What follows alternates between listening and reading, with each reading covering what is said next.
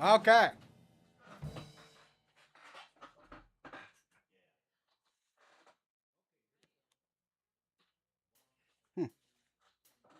Second. Every now and then, the center of the cigar will burn faster than the outer wrapper. And when that happens, you have to toast the outer wrapper so that it all begins to burn evenly.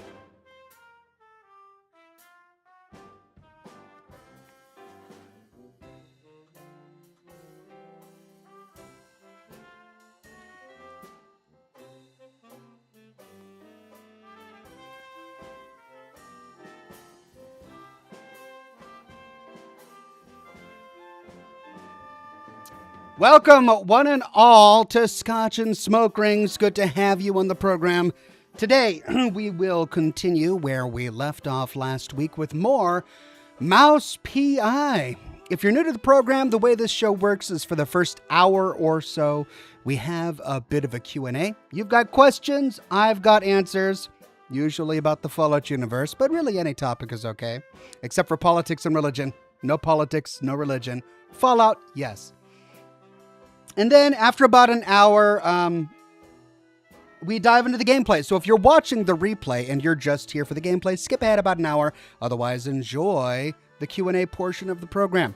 Good to see everybody. We're live on YouTube, Twitch, and Kick. It's good to see, I don't have my glasses on, King Shio, Manic Hispanic, Magna Ira on Twitch, and of course, wonderful to see our Facebook. That's right, we're live on Facebook as well. Good to see you, Robin Woodall. And of course, all of our regulars, members, and Patreon supporters on YouTube today.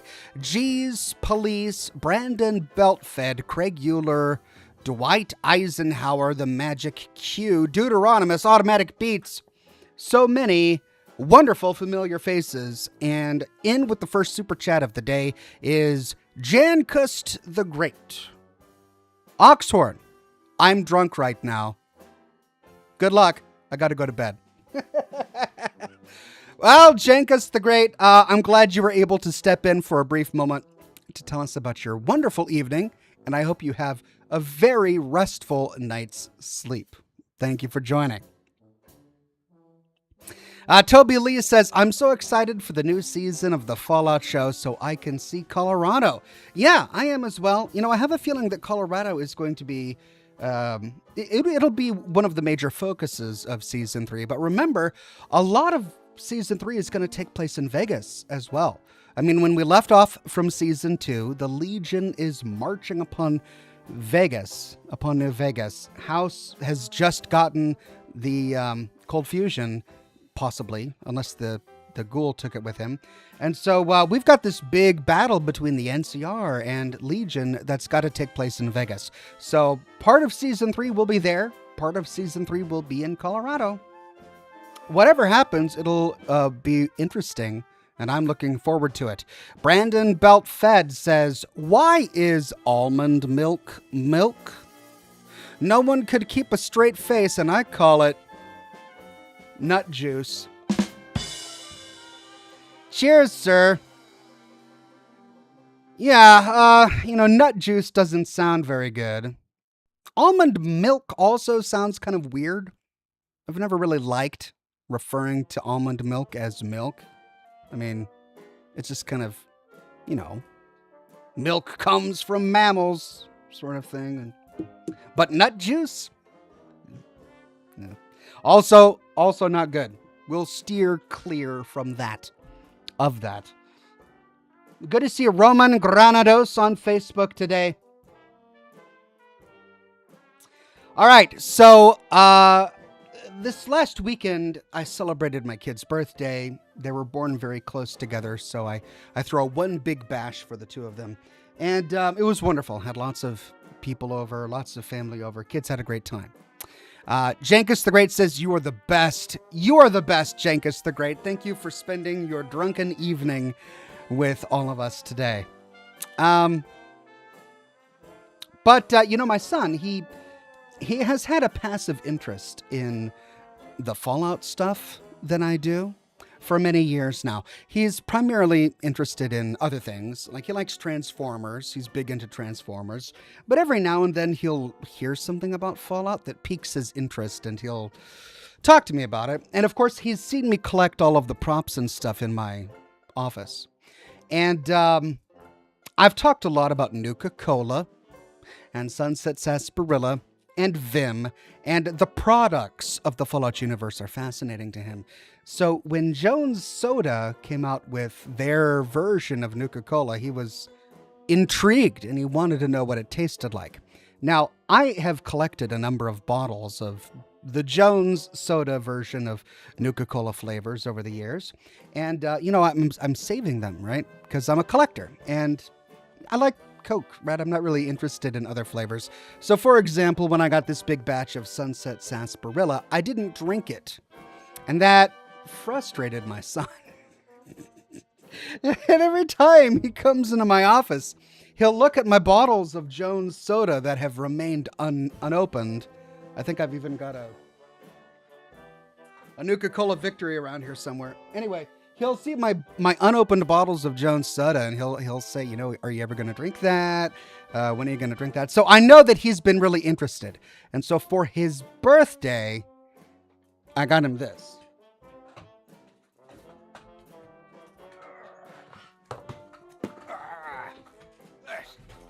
All right, so apparently Costco came out with these big Vault-Tec packs of Jones Soda, and this 12-pack came with Nuka-Cola Orange, Nuka-Cola Victory, and Nuka-Cola Cherry.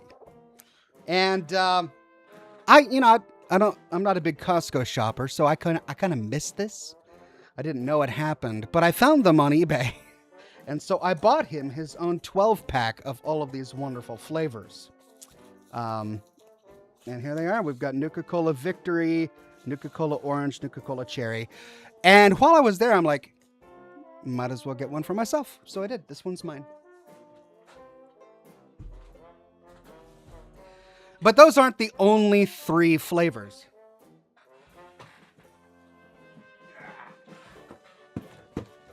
They also came out with this 12-pack, which has Sunset Sarsaparilla, Nuka-Cola Quantum, and Nuka-Cola Grape. And I got him this as well. So he got 24 bottles of Jones Nuka-Cola, various flavors. And, I wanted one too. So this one is also mine. Here we go. So figured I'd show that off. And then apparently, Jones Soda has a rocket bottle version of Nuka-Cola Quantum. And they recently shipped it. I haven't got it yet, but I did pre-order it on their website a while ago. Pardon me. And they limited it to like 2 bottles. I'm not sure if they ran out or not, but yeah, those are going to wind up on eBay. And they'll probably sell for over $100 a bottle. So I don't know if they're sold out, but if they're not, pardon me. You're going to want to snag one now. I have a feeling they're going to be Fallout collector's items in the near future. Anyway, just figured I'd show that off. The Easy Life says, good evening, Ox. The family and I have been through a rough few weeks. Loss of a few pets and car troubles, but things are looking up now, and I can finally relax and join a stream. How have you been? I've been very well. I've been keeping busy, cranking out content. I released a video on Fallout's super weapons. I think it was last week. I'm working on a new video now, and I should have it done for you by Monday. That's what I'm thinking, and I'm excited about this one.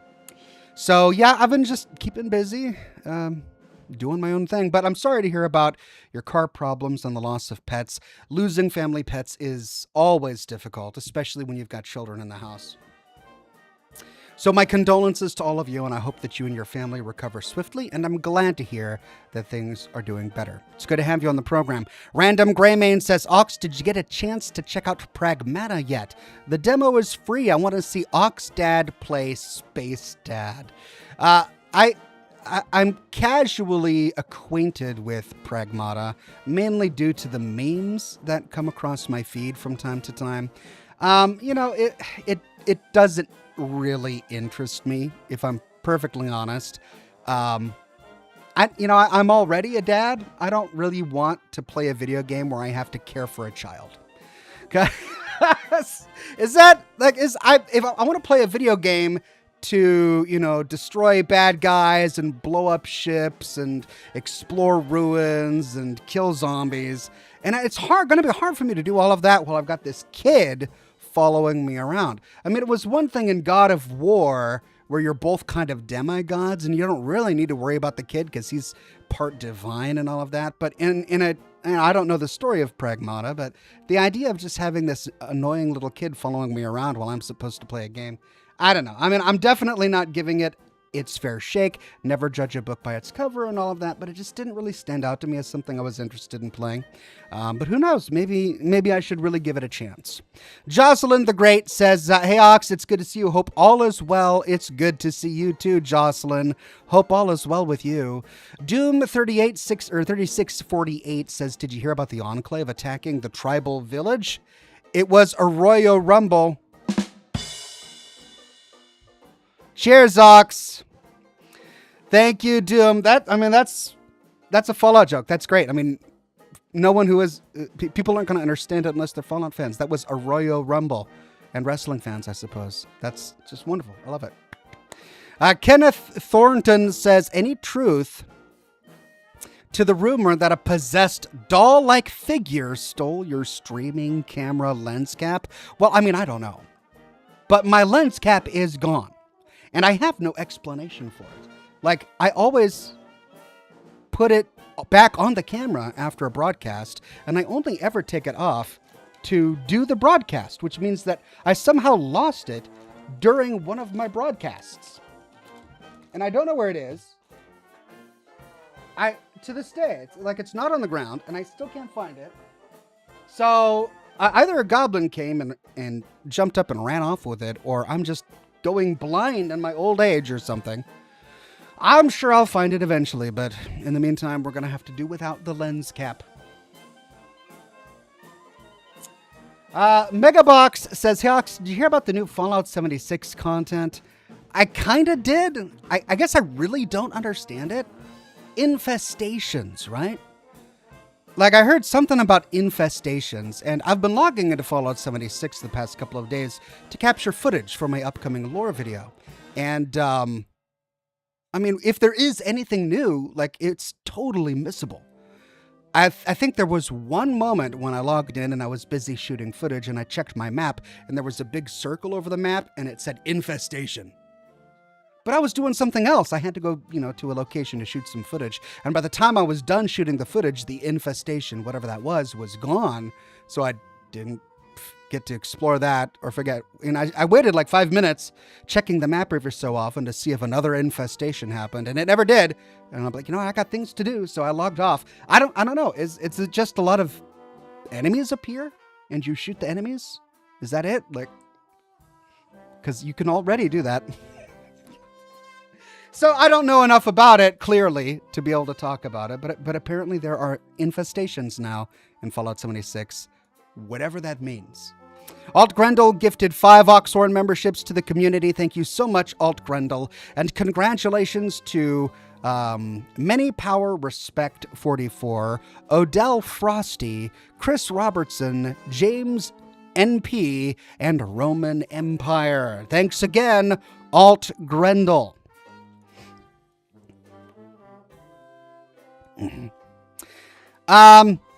The Easy Life says, are you aware of the completely original quiz by Willie Azzo?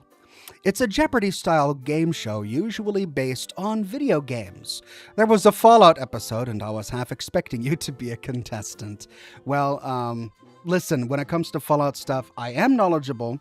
But I also don't really know much about what's going on, like in popular culture. I know about what's going on in the world. Like I keep up to date in like politics and stuff. But popular culture, I'm completely behind.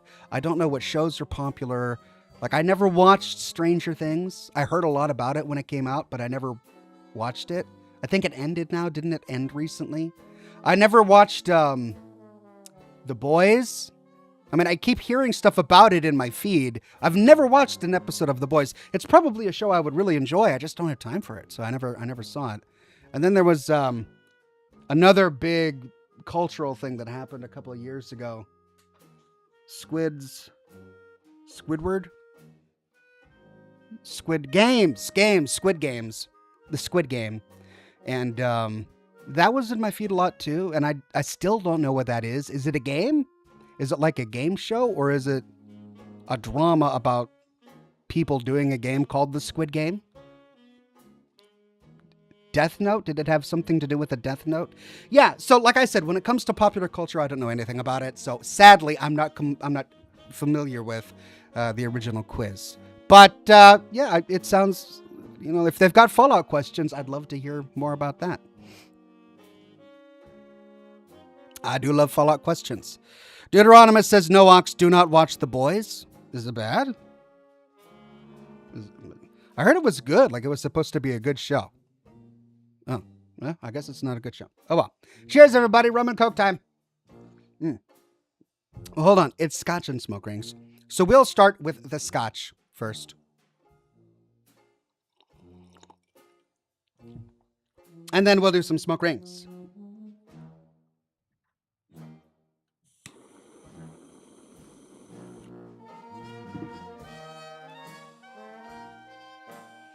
Deuteronomous says it's gross for the sake of gross with superheroes. It's not your style. Oh, really?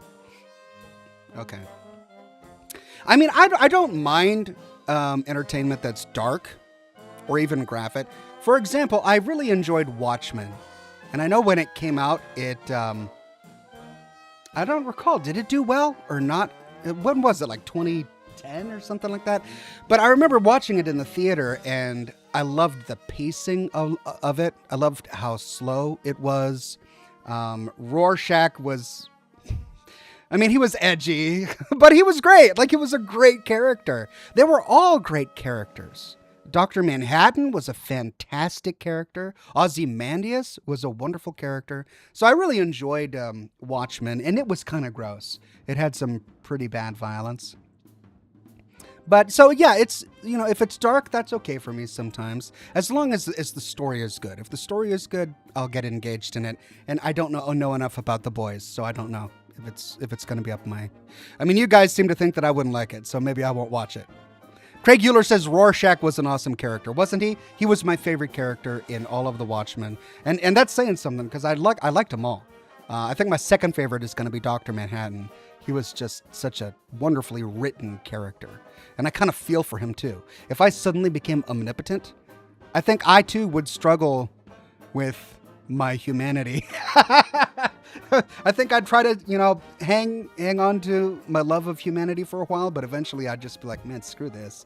I'm going to go to Mars and build a palace and stay by myself. So I sympathize with Dr. Manhattan.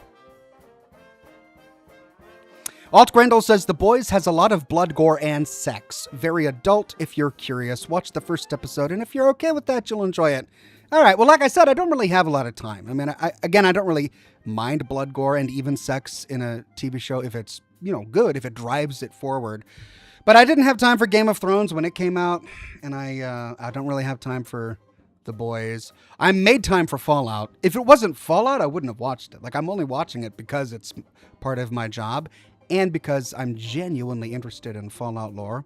But I don't watch a lot of TV. I don't really watch movies. There was one movie I watched in the last couple of years.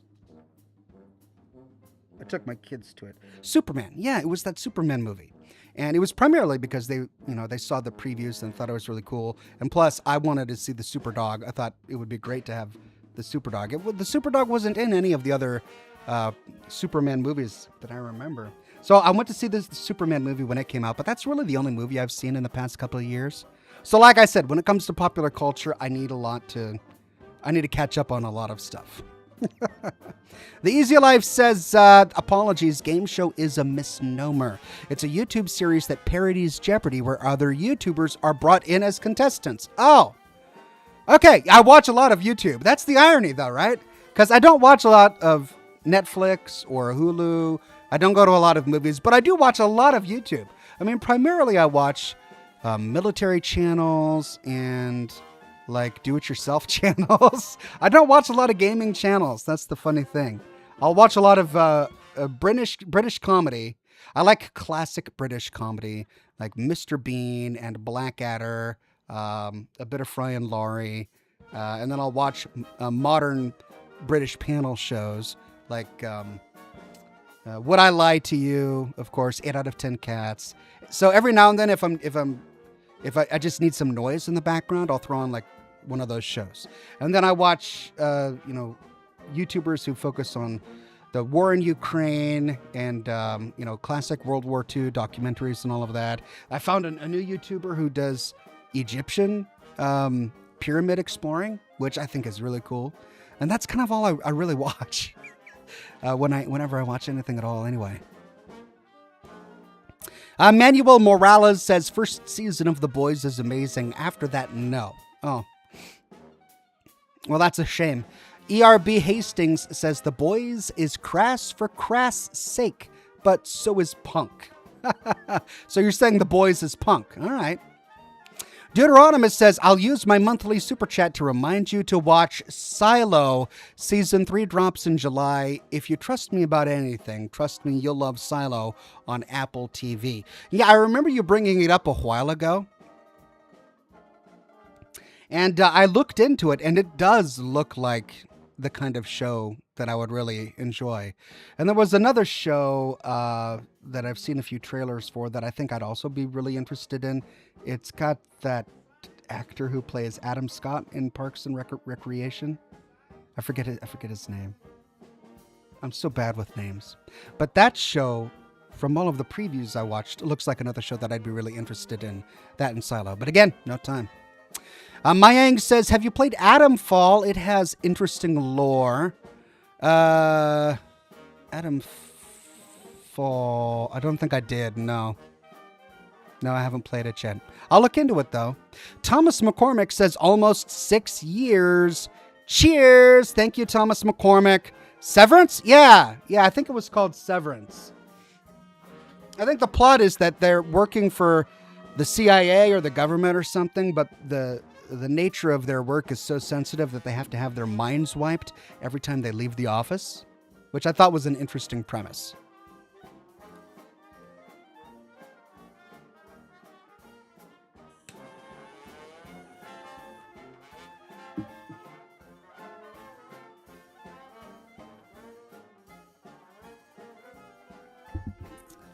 One lonely man on Twitch says, Hail, good fellow, thy day doth fare thus far? Or should be, how dost thy day fare thus far?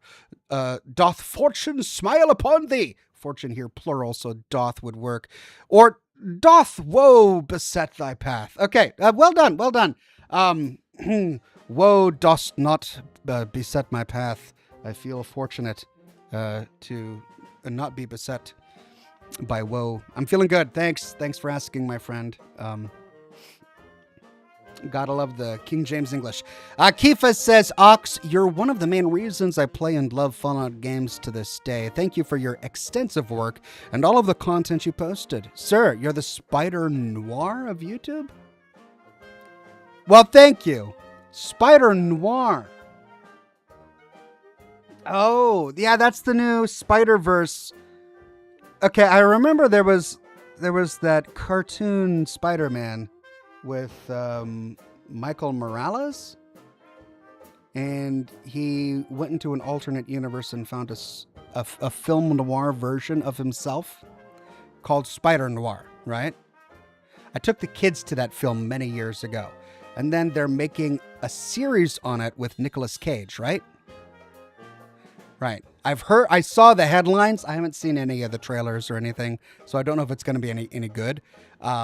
Nicolas Cage as a Spider-Man, even a film noir detective Spider-Man. It's an interesting idea. Will it work? Who knows? Who knows? But I'm definitely intrigued.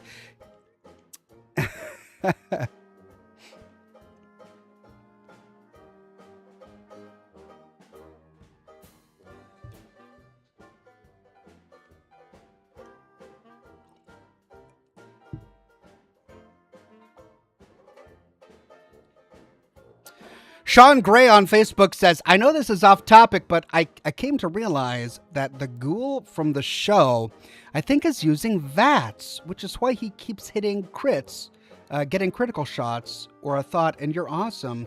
Have a very blessed night. Well, thank you, Sean. However, I would disagree because remember, VATS is Vault-Tec assisted targeting system, which means that you can't use VATS outside of wearing a Pip-Boy. And with one exception, towards the end of season 2, the ghoul never wears a Pip-Boy.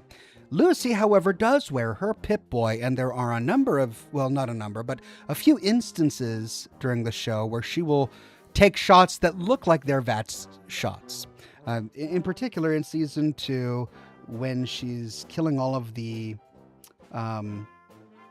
ghouls outside the door to Freeside, the Kings, there are a few moments where she takes some slow motion VATS shots, and I think that's a good example of VATS. But remember, it doesn't work unless you have a Pip-Boy, so the ghoul couldn't be using VATS. Manuel Morales says, I'm replaying New Vegas, and I'm surprised how much the DLC is hinted at. No, they do a great job of weaving in the story of the DLC throughout the primary plot of the show. You could tell, the game. You could tell that development on the DLCs grew with the development of the primary story. They always intended to do these DLCs, and they wanted to tell the story of Courier 6 woven throughout the DLCs, which is why they tell us the story. They hint at the story almost immediately as soon as we get to Jonathan Nash at the Mojave Express. He's really the first person who starts talking to us about the story that will eventually reveal itself in the DLCs of Fallout New Vegas. So yeah, they did a great job of tying the DLCs into the primary plot. Alt Brendel says, yeah, Nicolas Cage stars in it. The trailers make it look a little quirky. I mean, it's a film noir, black and white Spider-Man movie starring Nicolas Cage. We can't get away from quirky at this point. It's gonna be quirky, and they're gonna have to lean into it. It can't take itself seriously because that's the premise. Like, if that's the premise of the show, it's just gonna have to be quirky. Nicolas Cage can do quirky pretty well, you know, if he leans into it and he gives it his all, and he usually does. So who knows? It might be pretty good.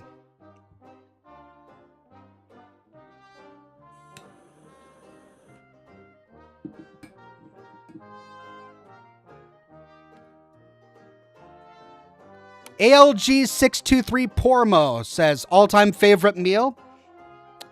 Ribeye steak with blue cheese crumbles on top. And that's it. Maybe a little salt, maybe a little pepper, but I don't want A1 sauce on that. Don't offend me by putting A1 sauce on that. A little bit of blue cheese crumbles and some salt and pepper, that's all you need. And then just give me a medium well ribeye steak. That's going to be my favorite food.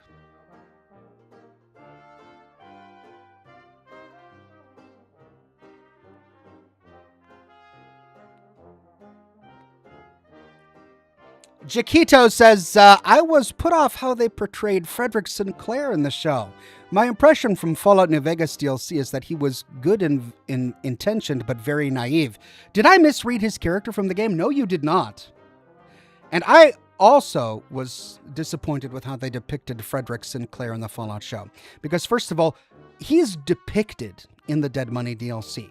We find his face in a mosaic inside the Sierra Madre, and he looks more like Robert House than he does the actor they hired to portray him during season 1 of the Fallout show. So, first of all, completely miscast. Second of all, Frederick Sinclair was a customer of Big Mountain. He was not the representative of Big Mountain. He had his own projects going on at the Sierra Madre, and it was Big Mountain that used his naivety to experiment on the workers at his hotel and casino. He would have never done that to himself, but season 1 of The Fallout Show portrays Frederick Sinclair as the guy in charge of the scientists at Big Mountain, which was never true. Yes, he funded some of the experiment projects at Big Mountain, in particular the holograms. The only reason the scientists at Big Mountain pursued that technology was because he personally funded it and asked them to, but he wasn't in charge of Big Mountain. He wasn't that guy. So that was just and when they do things like that, it just doesn't make any sense, because they literally could have invented a company. It didn't have to be Big Mountain. They could have invented a brand new company and sat that company at the round table at the very end of the show. But instead they choose Big Mountain and put Frederick Sinclair in charge of it. Why was Repcon there as well? Repcon had been purchased by Robco by that time. Repcon was a subsidiary of Robco. It wasn't one of the big companies in America. They could have had Abraxadine Chemical there. They could have had Nuka-Cola there, because Nuka-Cola was working on Project Cobalt for the military. There were so many other companies that they could have put at that round table, but they put Big Mountain and Repcon? That doesn't make any sense. Westech, yes. Robco, yes. But the others, no. Anyway, not going to freak out about it. Cloud Big says, don't be fooled by the name. Spider Noir is a hard-boiled noir detective show. Really? I might have to watch this then, because I love hard-boiled noir detective shows. Who knows? And Nick Cage is great.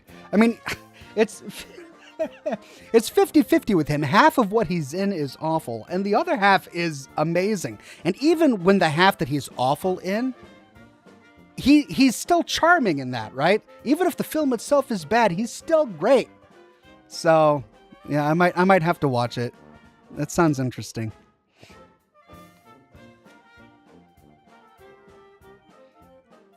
Manuel Morales says, wasn't Brad Burton in a jar by the time of the meeting? Well, we don't know. I mean, it's true that Brad Burton did eventually end up in a jar, just like House did eventually end up in a life preservation pod. But we see House at the meeting. Why not Brad Burton, right? We don't know when the meeting was set. That's the thing. It could have been in 2077. It could have been in 2076. You know, we don't really know the exact time in which it was set. So I figure if House can show up to the meeting and we know where he ended up by the time the bombs dropped, I think it's totally plausible that, Brad Burton could have been there as well. Even Stanislaus Braun could have been there, right? Because we don't know exactly when he went into Vault 112.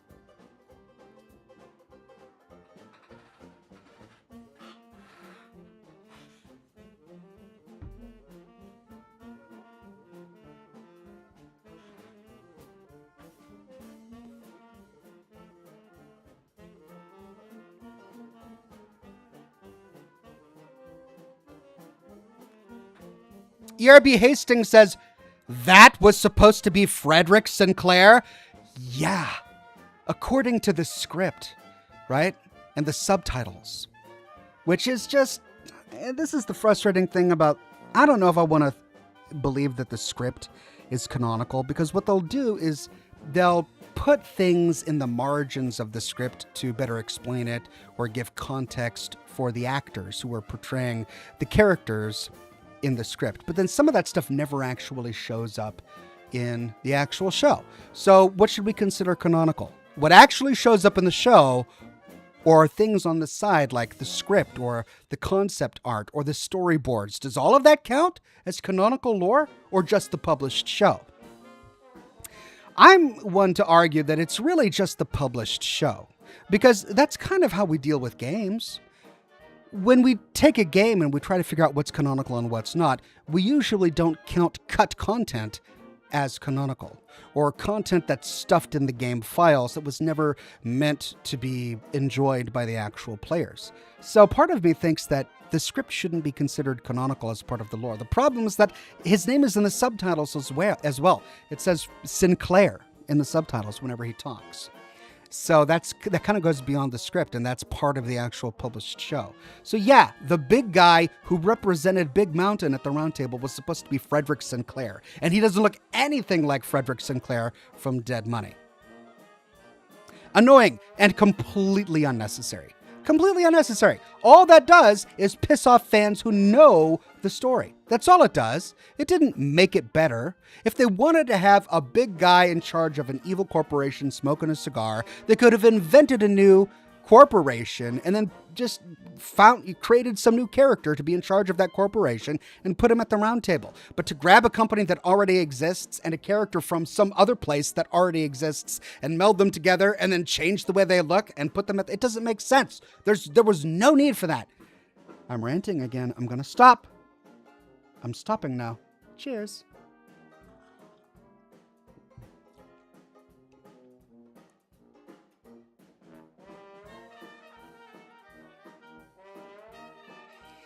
Alaria Regrant says, where are you finding these game files stuff? I couldn't find any of it. Well, I mean, I don't know what you mean. Are you talking just about in general? Because a lot of the lore that's stuffed in the game files is alluded to in interviews that some of the developers will have. It's alluded to in the strategy guides and the game art books that are published. And then you'll have players who can actually code, and they'll dive into the game files and read the actual code. I did a little bit of that many years ago when I was trying to figure out the settlement system, and you can open up the actual files that create the code for the settlement system and read the notes and the margins that the programmers placed in for each other that help define how the system is supposed to work. And that was one of my frustrations with the settlement system in Fallout 4, is that they give you a brief quest with Sturges in Sanctuary to teach you how the settlement system works, but it's actually a pretty rich and expansive system that just isn't documented at all. But if you go into the files, you'll find little notes that the developers made each other that say, a gorilla is going to add 10 happiness to the happiness of your settlement. And then it'll give you this equation and you can figure it out, right? Based on what's in the game files. So that's what I would mean by the game files.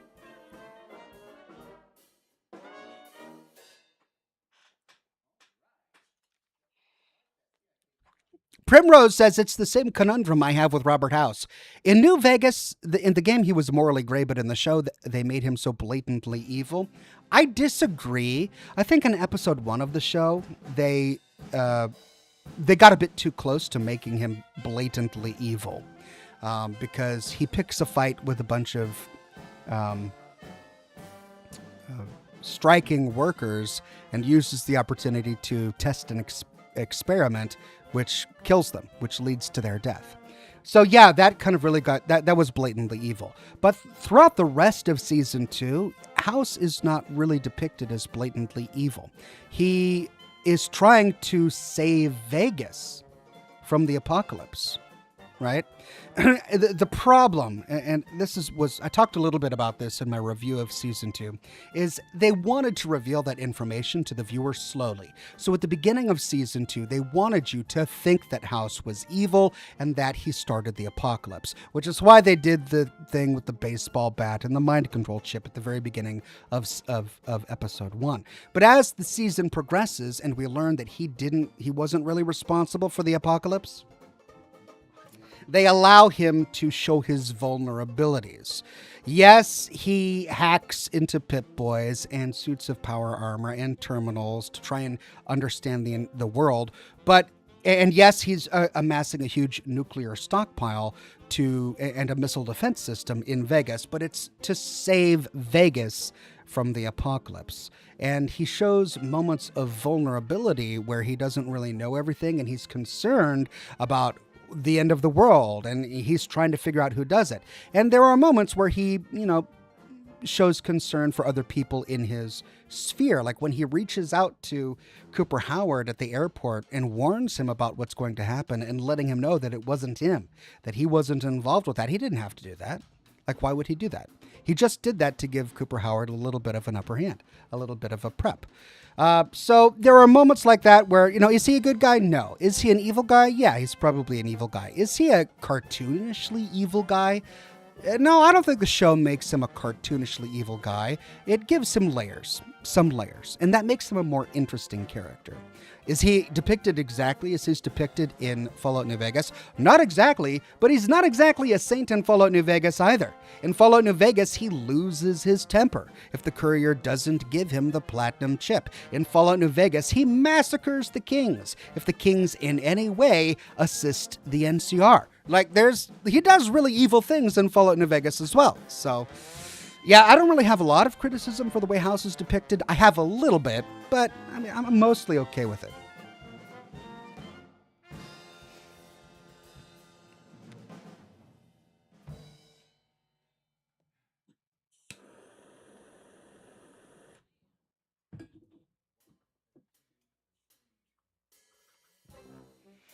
And I think that's one of the things about the writing in New Vegas that was so good is even when a character is obviously evil, like House he's pretty evil, there are so many layers to the character that some players will walk away kind of agreeing with him and thinking that he's good.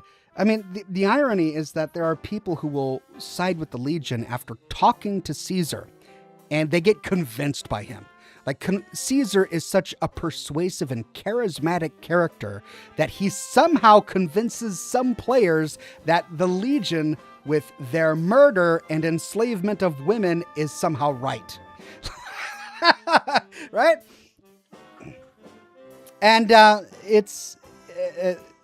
House is an evil character, but he's also a human character, and he's personable, and he's charismatic, and he's charming, and he explains himself well, and you can understand where he's coming from. And the thing is, monsters get less scary the more you see of them. And that's kind of what happens in Fallout New Vegas. They lift the curtain, and you get to see the humanity behind the character, and you kind of walk away with the false impression that this character isn't quite as evil as he at once appeared. But it's a trick. They're still really evil. They still do evil things. All that's happened is you now understand that they're just human. Like we all are.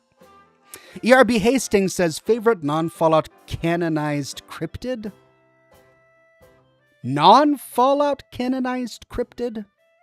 I guess I don't understand. So, favorite cryptid that hasn't been canonized by Fallout. Okay, I get you. Gosh, by this time they've done them all, haven't they? I mean, they've got the Jersey Devil, they've got the Sasquatch now. Do they have Yeti? I know the Sasquatch and the Yeti are very close, but they're not exactly the same. I guess I'd say the Yeti. They've gotten all the others, right? Brandon Beltfed says, told my wife I gotta slow down drinking alcohol.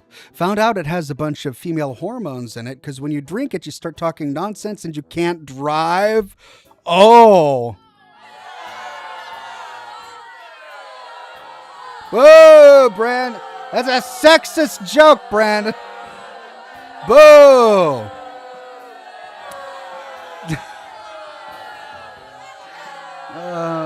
Thank you for that. Please don't write me an angry letter. Steel 101 says, howdy, Oxen chat. I apologize for being gone for so long. I've been busting my back at work for the past 2 months. A lot of overtime. Well, Steel 101, it's good to see you. Sorry that you've had to do all of that overtime, but I hope that it has paid off. Josh Bunton says, so it just boils down to House being an onion with all of his layers peeled away. Are you making a Shrek reference? Is that what that is? All right. I'm guessing that's a Shrek reference.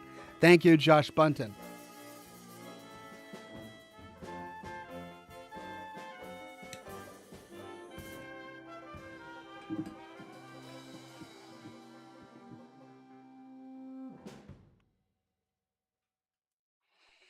Deuteronomus says chupacabra.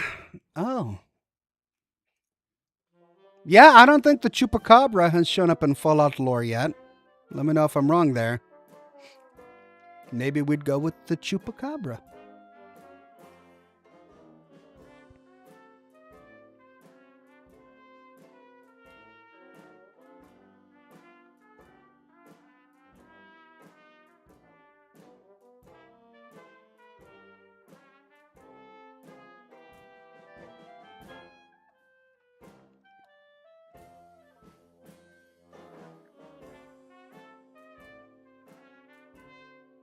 Henry Hodds says, "Hi, Ox, how are you? I'm doing very well, my friend.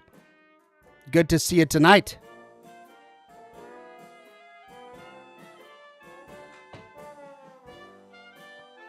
All right, we got about 15 minutes until the gameplay. Let me know if you have any other questions. Get them in now before we start the game.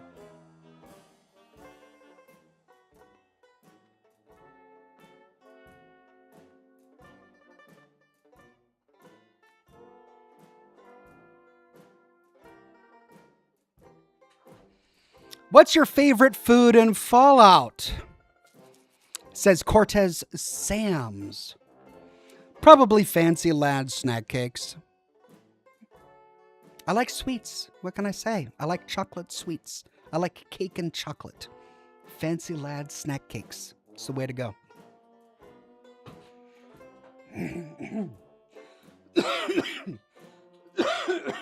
You know what looked really good?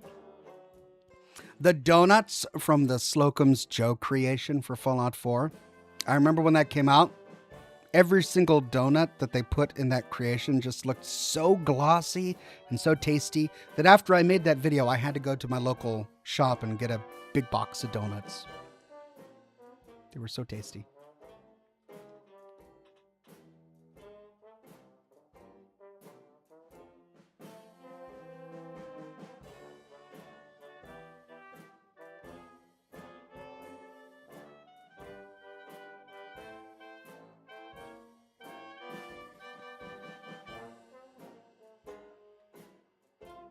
Galactic Red Dragon says on Twitch, would you make the food from Fallout?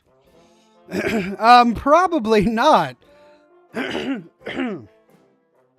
have the Fallout cookbook that came out many years ago, and it's got a lot of recipes for foods in the Fallout universe, but I'm really not a good chef. I'm really good at reheating food. I'm the master of the microwave. I can do Eggo waffles and popcorn, and I can make myself coffee. That's about it. Take that back. I can cook up a mean scramble. When it comes to breakfast foods, I can flip pancakes, I can make the bacon, I can do the sausages, I can do the waffles. But that's about it. Like outside of breakfast foods, I'm not that talented. Brandon Beltfed says, I realize my sense of humor may be a bit crass, perhaps even a bit risque, but I can guarantee that last joke, someone somewhere spit their drink out chuckling. Cheers all. All right, well, thank you for that explanation, Brandon Beltfed. All for the sake of humor.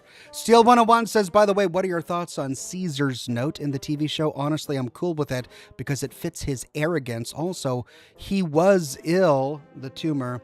I expressed my thoughts about Caesar's note in my review, and I'm conflicted a little bit because on one hand, I'm not upset with the contents of the note because I agree that was within his character. He was extremely arrogant, and I think he would probably say something like that. However, I'm not okay with how the note was handled by season 2 of the Fallout show.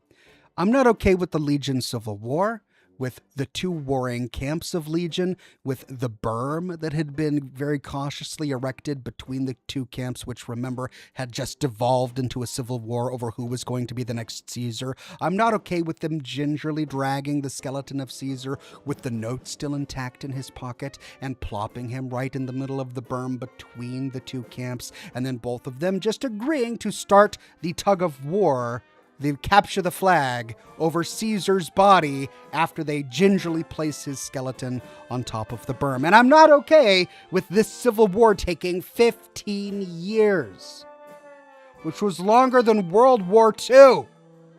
There's a lot about it I'm not okay with, but the contents of the note I'm okay with. A lot else I just can't believe. It defies logic.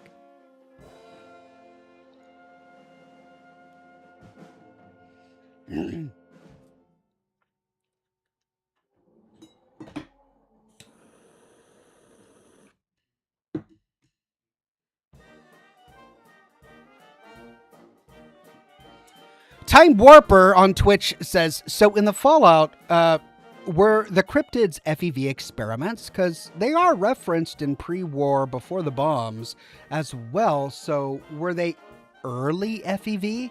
Aliens, I understand, they're actual aliens, but the others like Mothman and 76 are referenced in pre-war.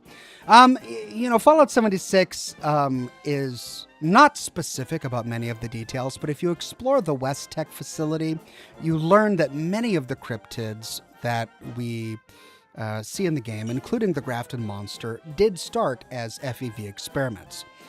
But I don't necessarily think that it's a problem, because what could have happened is survivors of the Great War simply named these cryptids based on the mythical creatures that they had talked about before the war.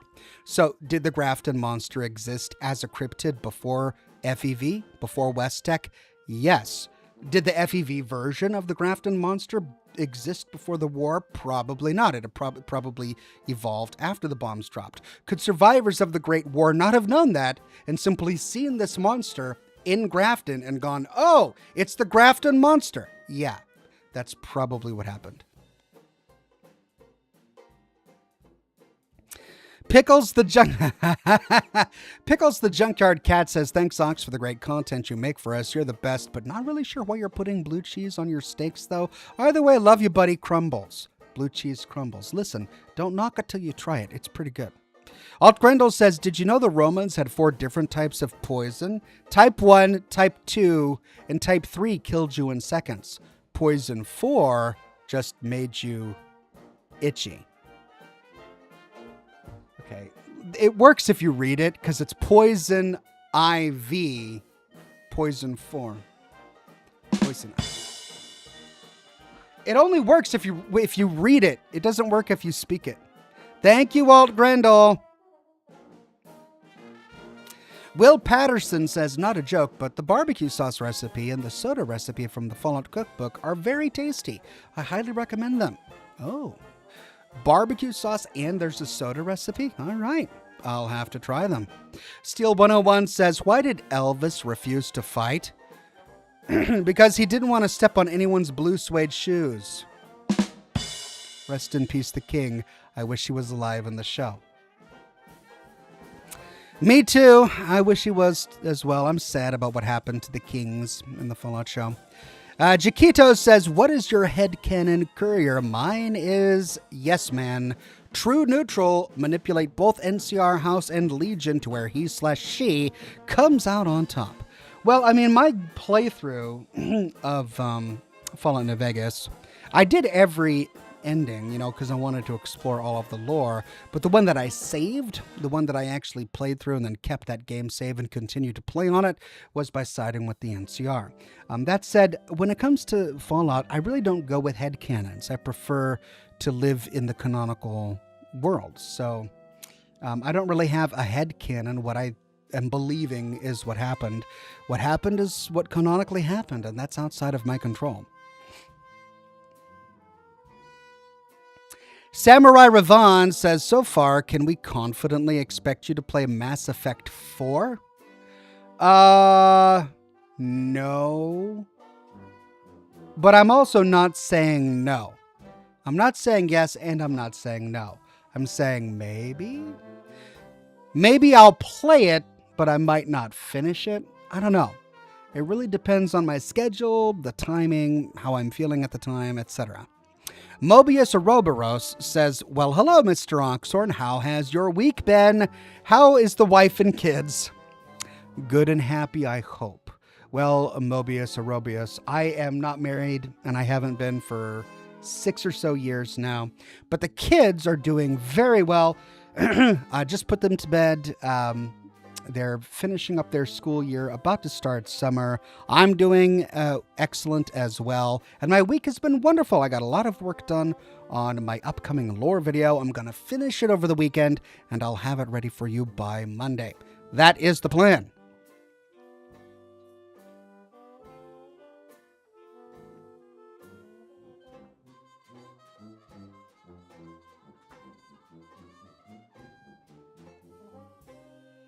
Steel 101 says, I wanted the canon ending for New Vegas to be the NCR, but I had a feeling Bethesda would go with the independent yes man.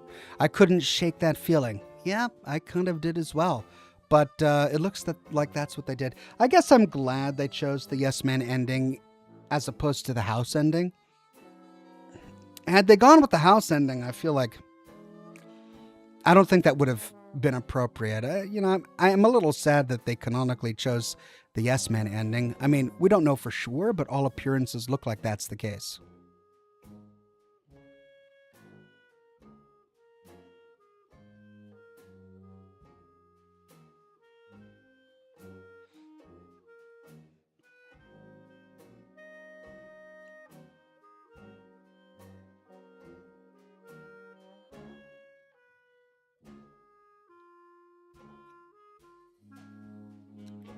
No, so 7 in says, have you ever thought of redoing any of the Fallout Tactics videos or any of the older games? No, mainly because the games haven't changed at all since I last played them. There's not even a remaster of those games, and I did it right the first time. I'm pretty pleased with all of the series I did for Fallout 1, Fallout 2, and Fallout Tactics. I don't really think there's anything I could improve upon. There certainly isn't anything that I missed, so why would I revisit it? No, I don't think I will. I mean, if they ever remaster the games, maybe I would, but at the moment, nope.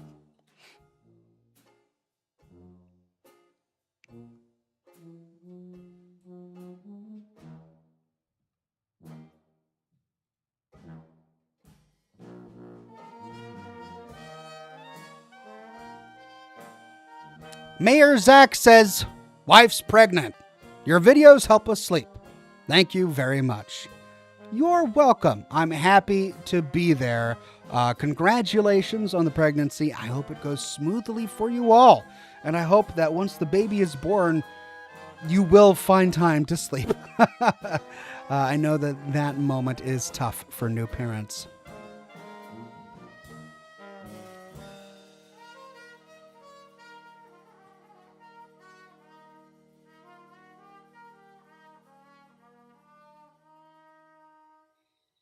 Galactic Red Dragon on Twitch says, do you think that they'll ever make a new Fallout game, or are they just going to stick with 76? I mean, they would be fools not to, but that doesn't mean that they will. They've had Elder Scrolls Online for quite some time, and they're working on a new Elder Scrolls game.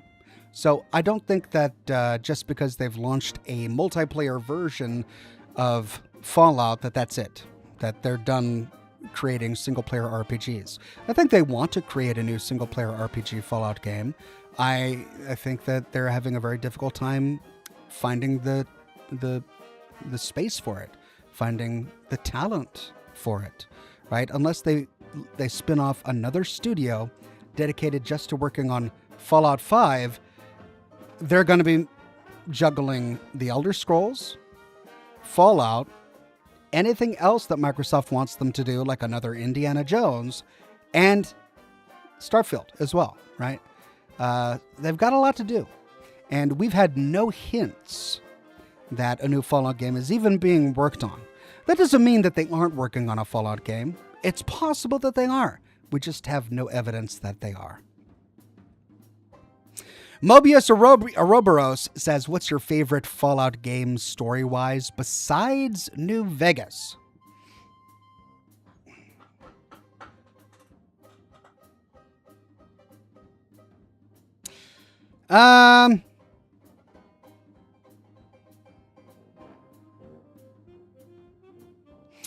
I guess it would be Fallout 4. There are so many aspects to the game that are really well done. Not only is the primary plot pretty good, despite a few of its shortcomings due to a familiar narrative, especially at the beginning, but the factions they created are really compelling and well fleshed out. In particular, the characters are well done. So I guess I'd say Fallout 4. Signata says, will you be playing the Fallout 3/Fallout New Vegas remasters? So, if they ever get published, sure. Am I confident they're even being worked on? No, I'm not. I mean, the idea that there's a Fallout 3 remaster in the works has been a rumor since before the Obsidian remaster was released. It's been 5 or 6 years now that rumors about a Fallout 3 remastered have been bounced around. And we have no evidence, really, that they're working on a Fallout 3 remaster. So, I'm not really convinced that it's what they're doing. But if they ever do it, I'll play it.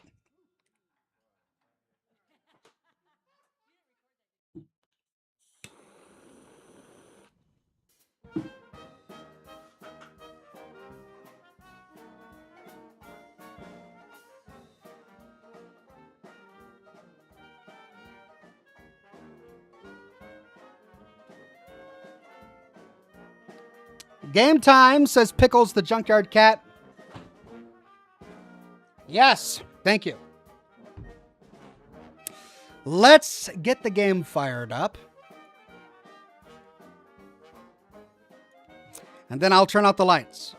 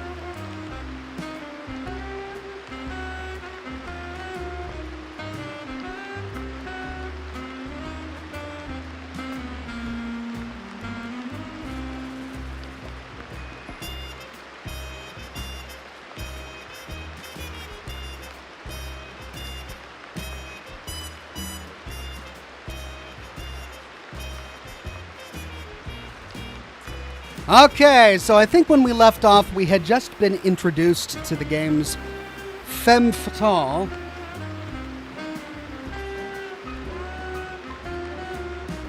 And other than that, I don't really remember where we're at story-wise. So let's dive on in. Dog Baker says, oh my god, I'm a huge fan of your Fallout 4 videos. Teach me more than I can understand. Well, I appreciate it. When it's literally your job to just understand Fallout, you have the opportunity and privilege to fill your mind with otherwise useless knowledge on Fallout lore. So, I'm here for you, my friend.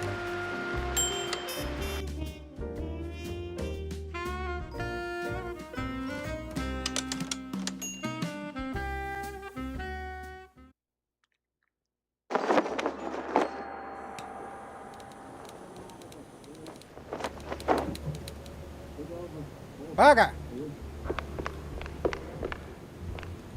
Monsieur Pepper.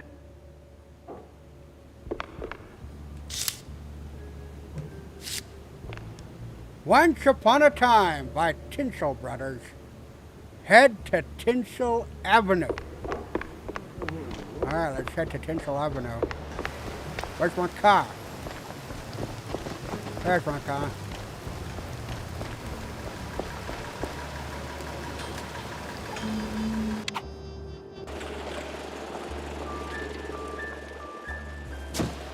Okay, there's Tinsel Avenue.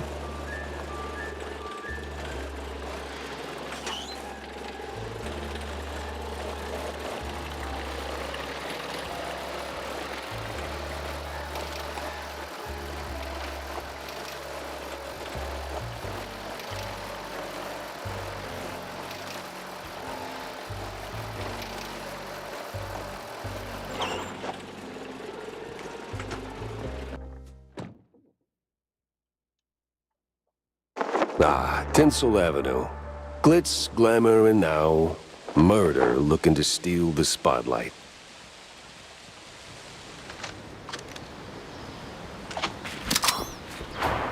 Over here! Hell, you're supposed to shoot movies, not visitors.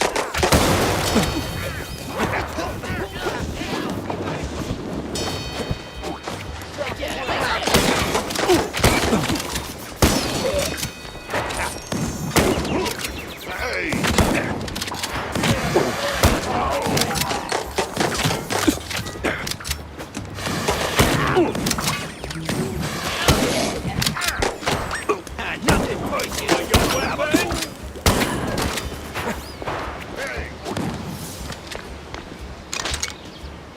Ah!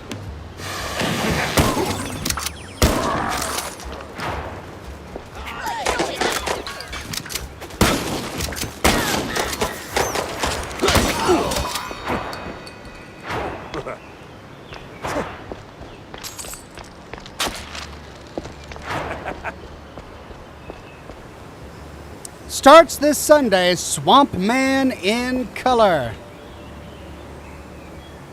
Swamp Man. That looks like the creature from the Black Lagoon. Okay, let's see if there are any secrets that we would have missed. Yeah.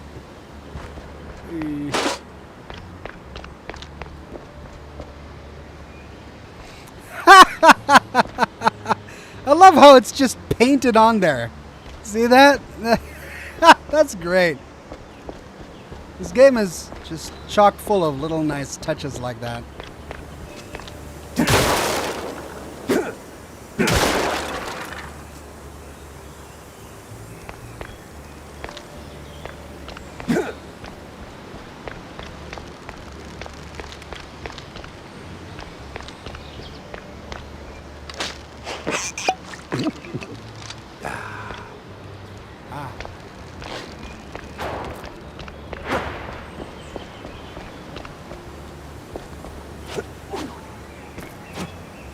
Hello.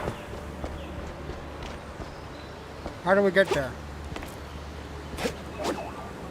How do we get there?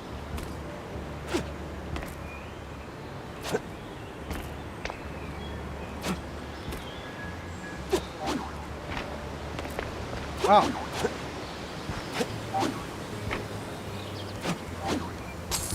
Yeah, I got there.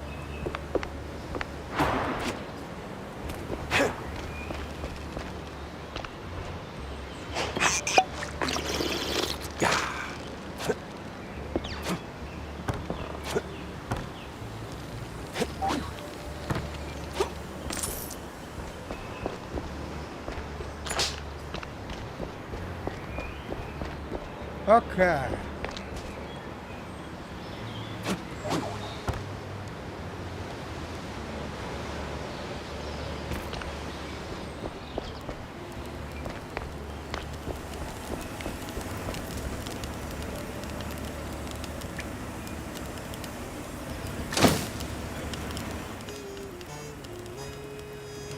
A truck full of blue cheese.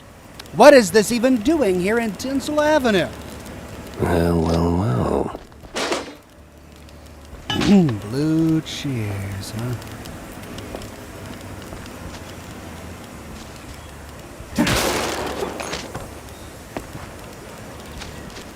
Exit only, alright.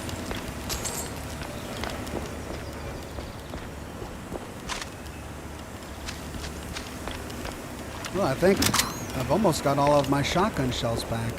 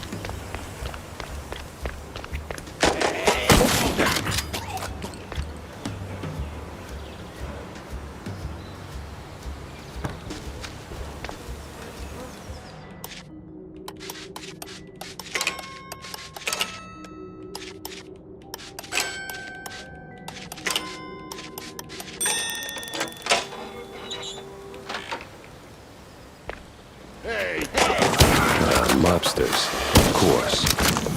Well, gotta launder money somewhere.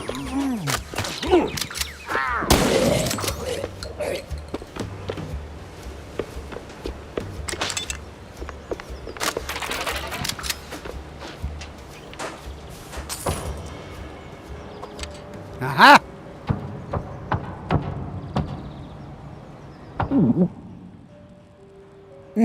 TNT. Secret. Oh, yeah.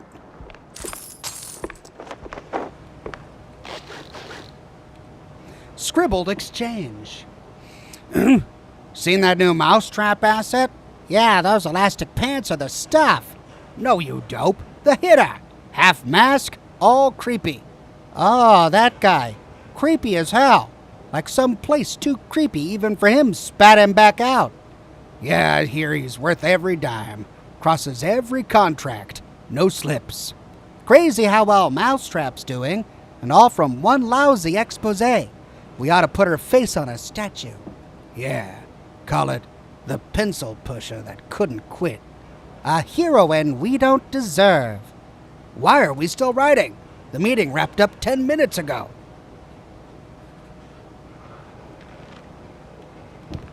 Well, will we be able to use that as a clue?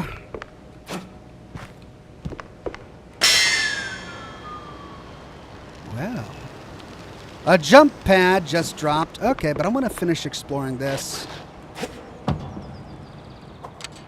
I don't feel like I finished exploring everything over here yet.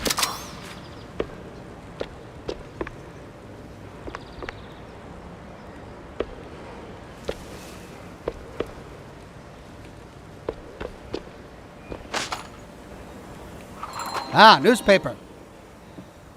Mouseburg's Puddle Scandal. One of the Mouseburg Herald newspapers, it recounts the infamous Puddle Scandal, where the mayor's promise to fix leaky sewers in Mouseburg turned out to be a plan to simply cover them with rugs.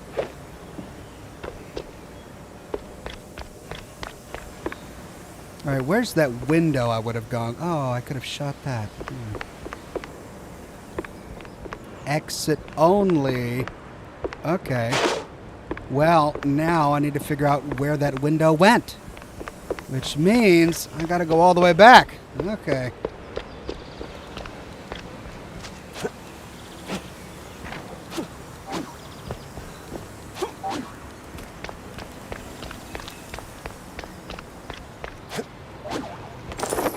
Secret found.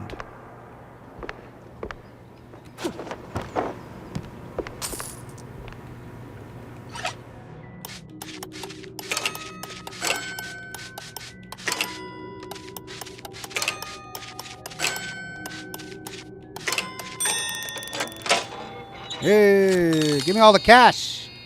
Yeah. All right, and this should lead back out to, here we go. So, one path left, and it's the vent. I think. No, I could go out here.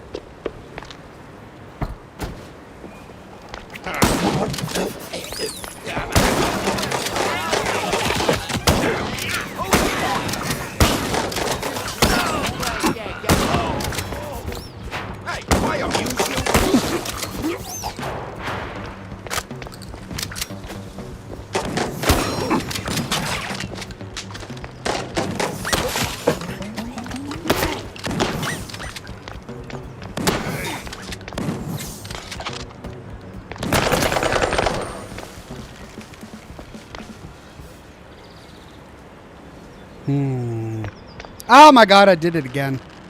I could have just dropped that. Alright, well that's going over there. That leaves there.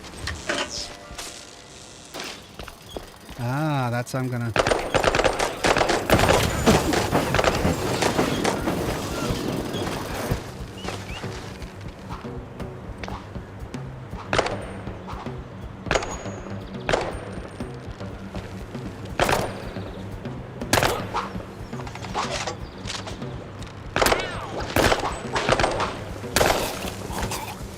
Right. But there was that bouncing path. Pardon me. Shauna Hoffman became a silver ox. Thank you so much, Shauna Hoffman. Okay, I think I'm missing something. Let me go back really quick. Because I believe there was another path here.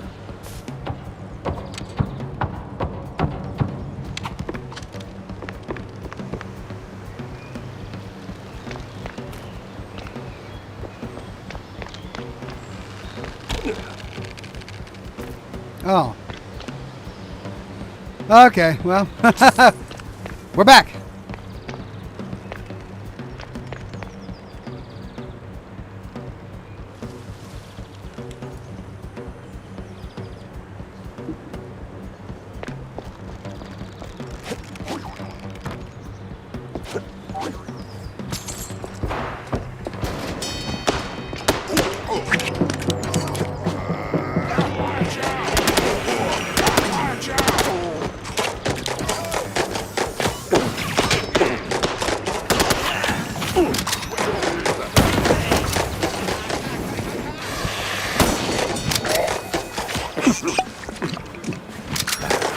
It ain't.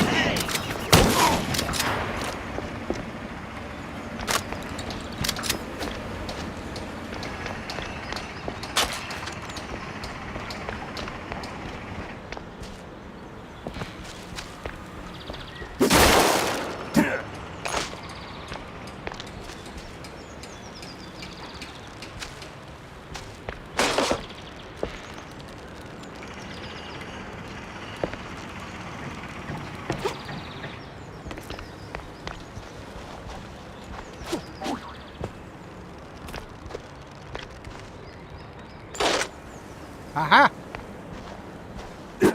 Ah. Got it.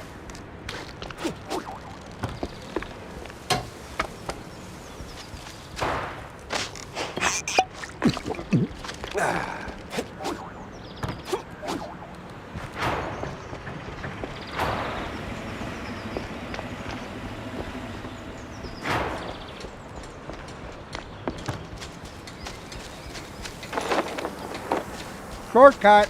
Nice.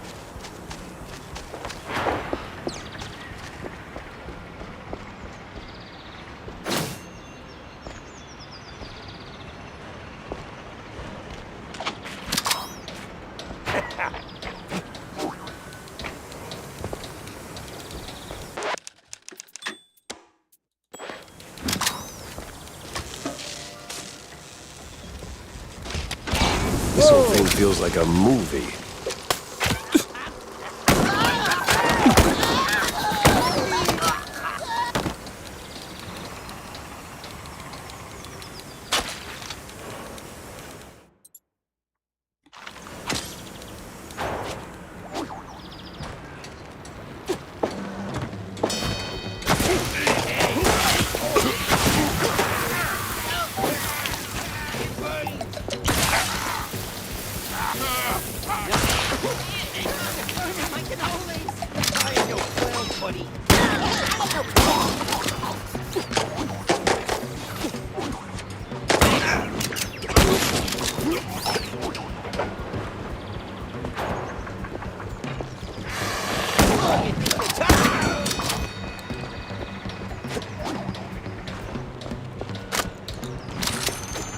Okay.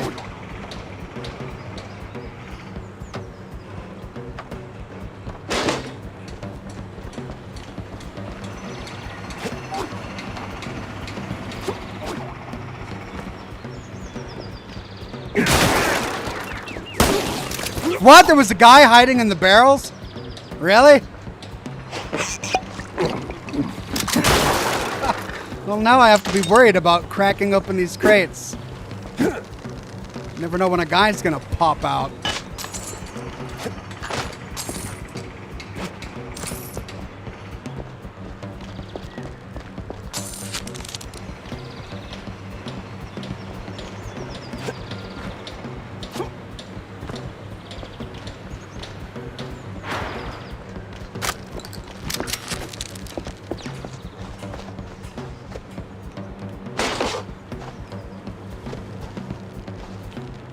I wish I had a sniper rifle. That's really the only gun I don't have that I wish I had.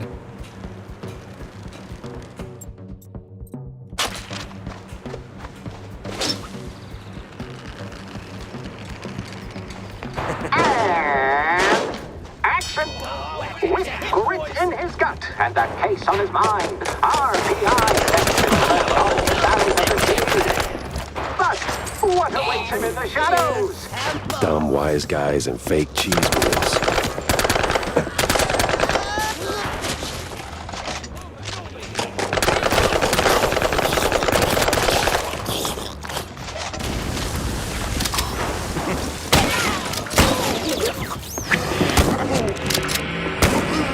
I get that it's not open house day, but would a little hospitality kill you?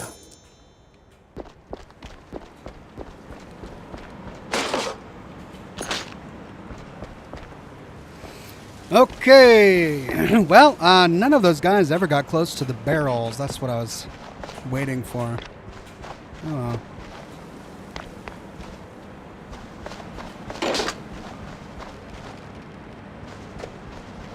Huh.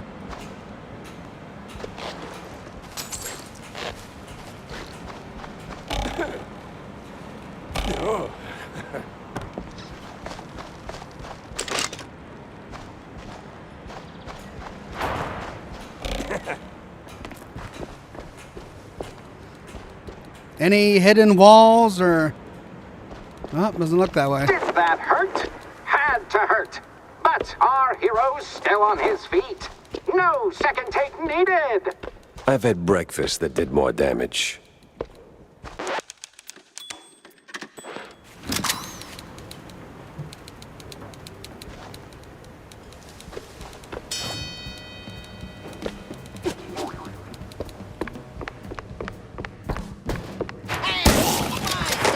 Don't take it personally.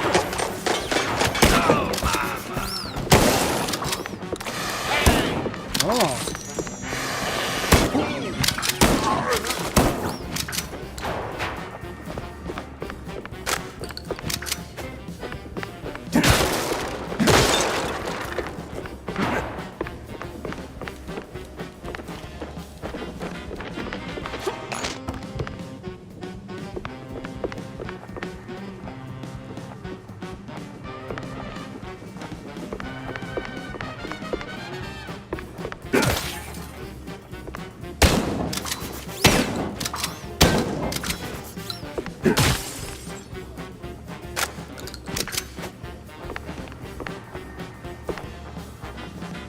I can't believe that worked.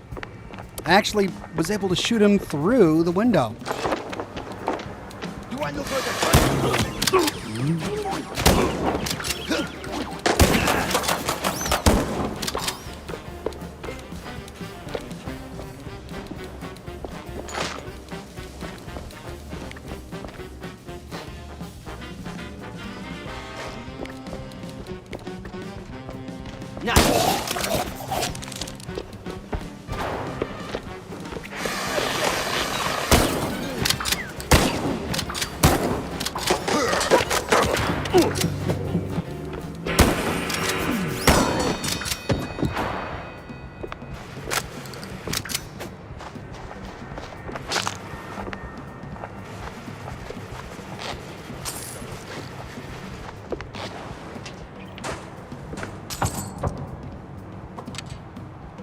Oh, man. All right.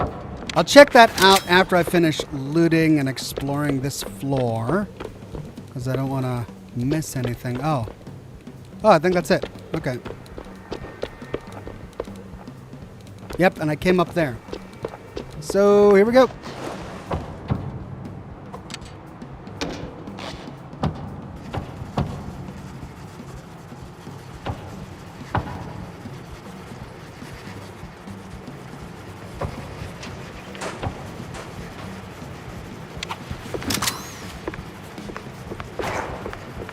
Ah, yes, artists. Turning caffeine and panic attacks into someone else's success.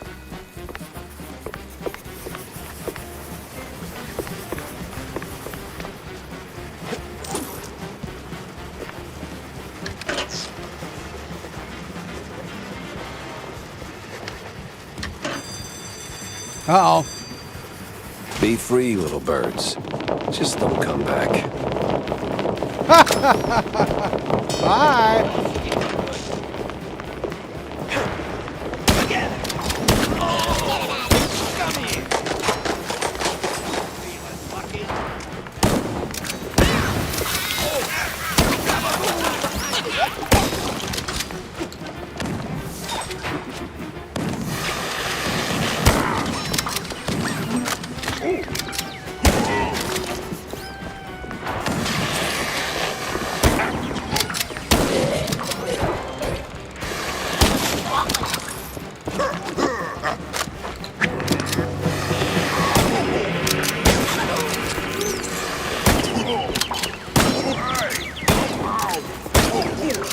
Watch out!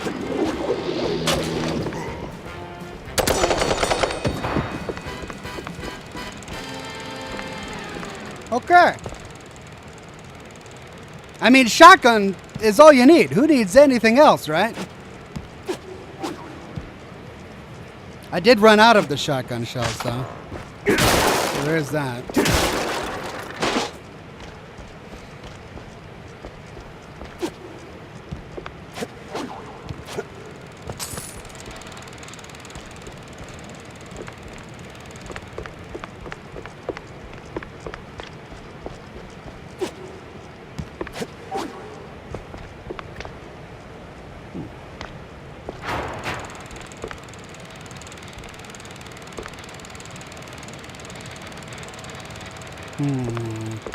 Secret room.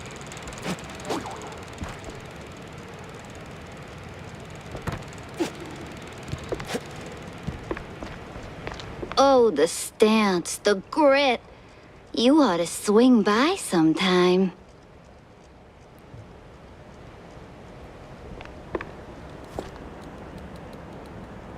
Okay, I have a feeling that I need to somehow find a way into that secret room now. But I don't see a crack on the wall. Oh! Okay, I'm gonna be able to come through there later. Forget about You up for casting too?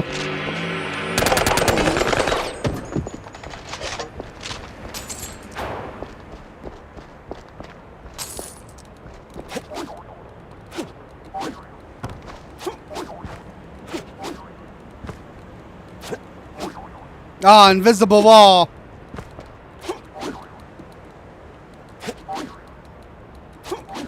Ah, I can't get up there.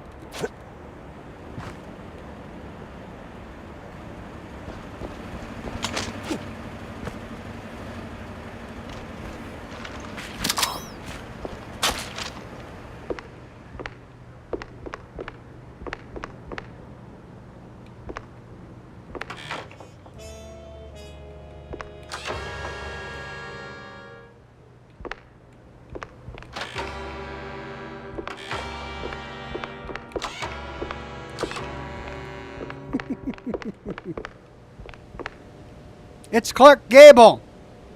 Hey, you there. The name Betty Lynch ring any bells? Yeah, of course, but, was that gunfire just now? Like right outside? Relax. They're just shooting a crime picture. Now about Betty. Where do I start looking? I'm not sure. After, they cleared out her trailer and moved her stuff, she kind of disappeared. But I know a gal who knew Betty, a pyrotechnist back from the Seekers of the Holy Bree. She's on set today, so maybe it's worth a shot. I know A that shot voice. I don't have to dodge for a change. I know that voice. I mean, it almost sounded like Adam West. I hate crime stories. I know that voice from somewhere. I just can't place it. It can't be Adam West. Hey, totally a normal wall.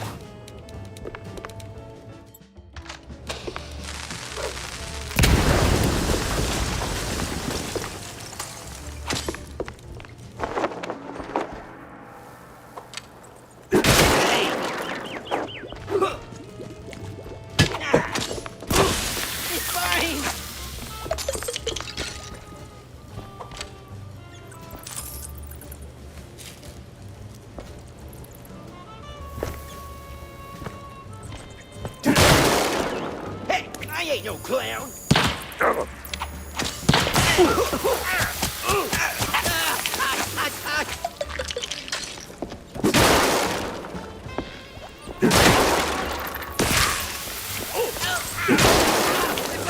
Get it off!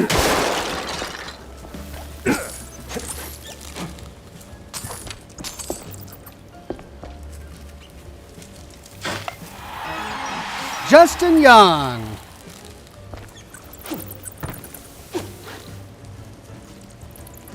Hello.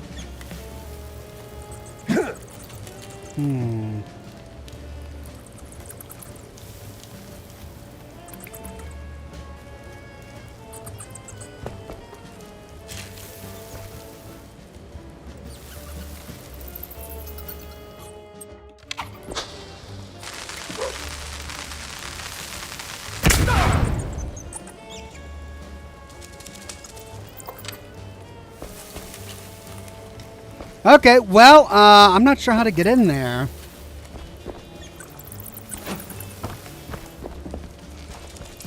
But at least I know it's there. I'll have to find a way as we continue exploring.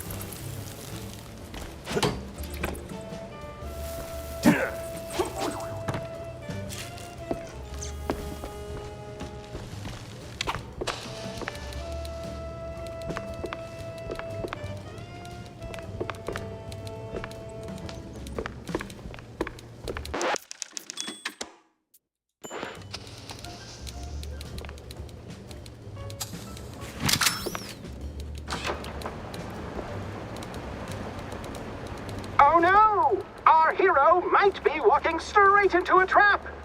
Cat! You call it a trap. I call it an all-inclusive adventure.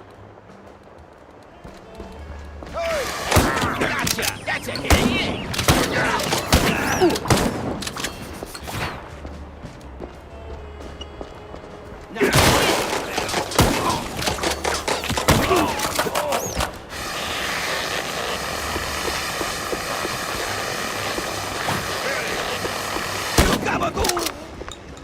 Gabagoo!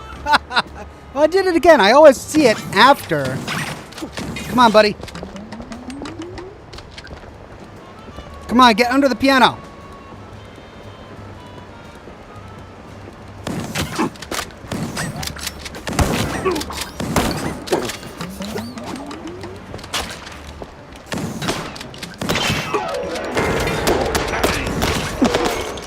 Doggone it, I messed it! Ah, man.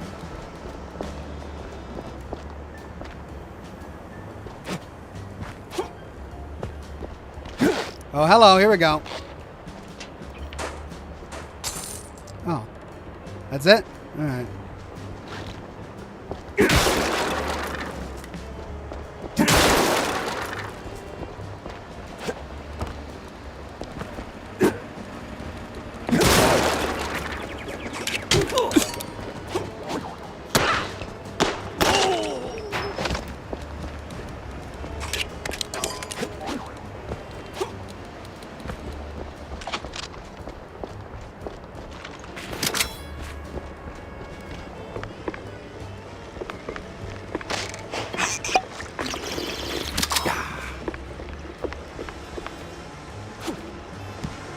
Oh, I'm full of cheese. Aww. Oh. The Haunting of the Wensleydale Wraith. One of the Mouseburg Herald newspapers, this one heralds the release of the Wensleydale Wraith, a chilling bestseller penned by one of Betchaville's most distinguished novelists. This narrative weaves through dark alleys, sinister kidnappings, and ominously uncovered manholes.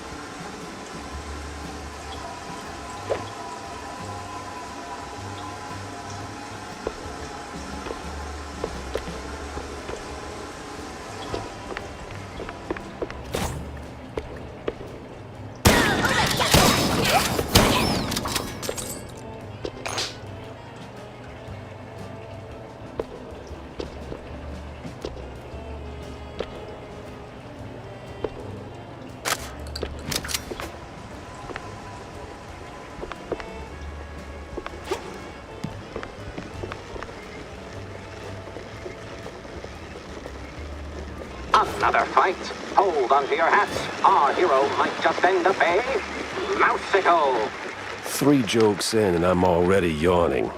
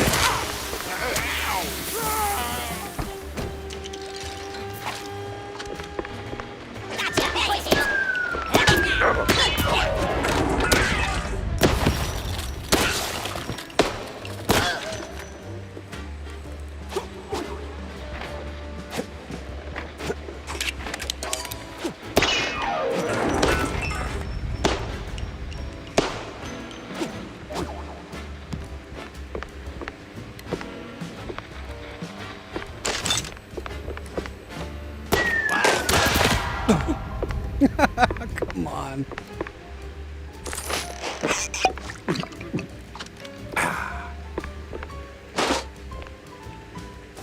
So serene, so peaceful. You could start a love story here. Maybe even a happily ever after. No honeymooners today.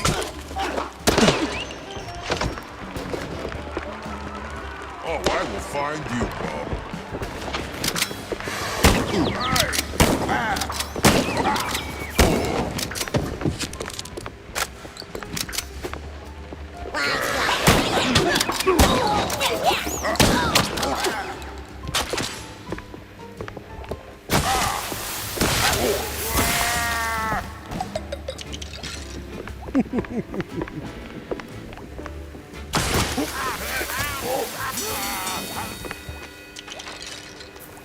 Find the pyrotechnist.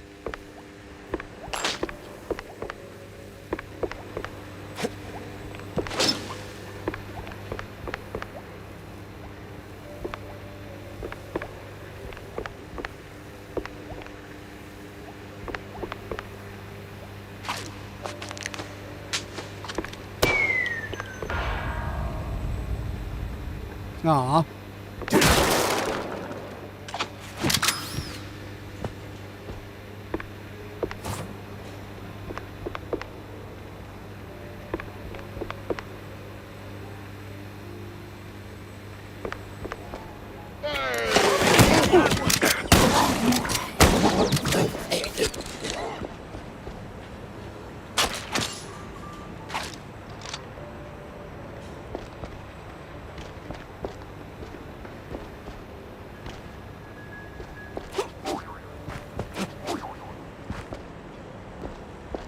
Wait, what? We're actually paying him? All right, everyone. 5-minute break. Rocky's stuck. Again.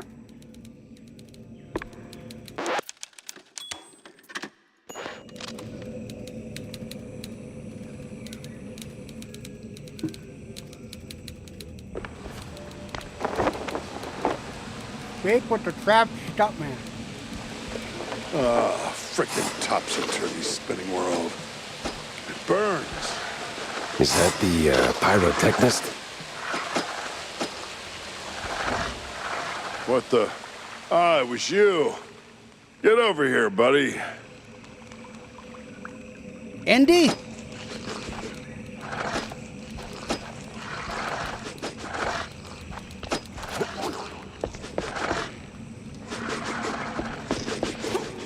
This reminds me of that old Nickelodeon kids game show.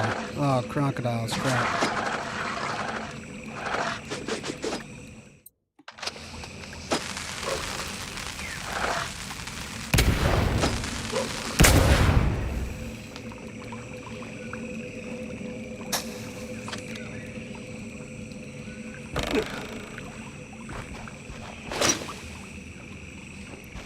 Remember that show where you had to find like you went into the ancient temple or something?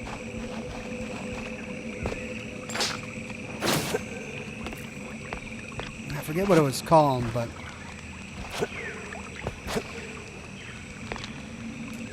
Makiel Cosmos says, "Hi, Ox. Today I became 41 years old. Happy birthday to you, my friend. I'm glad you stopped by to say hi."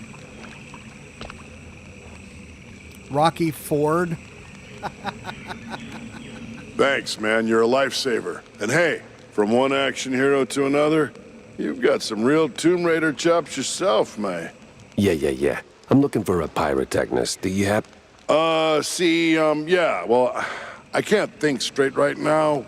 We've been running this scene forever, and I got ulcers, so I, took some, medication, a lot of it, and, now I really can't make that next jump.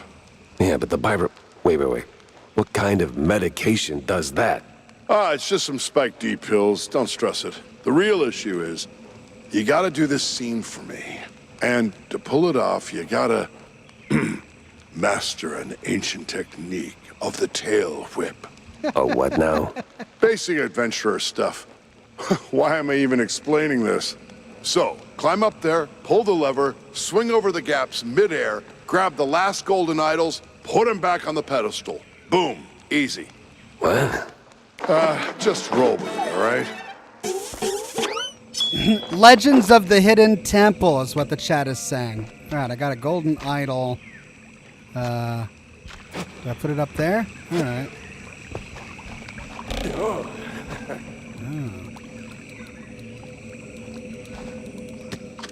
Okay. Hear no evil, see no evil, do no evil. All right, we got to find another one.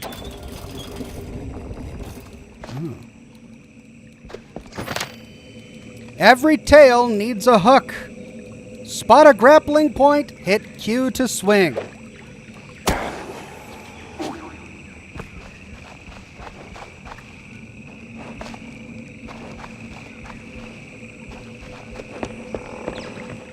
You've got the moves, kid. Quite the Tomb Raider indeed.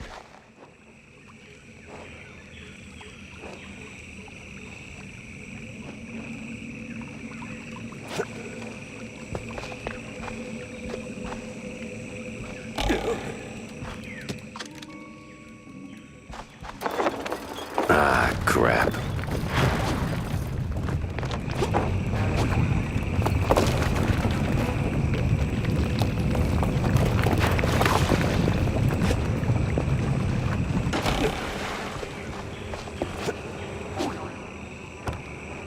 There was no thing there.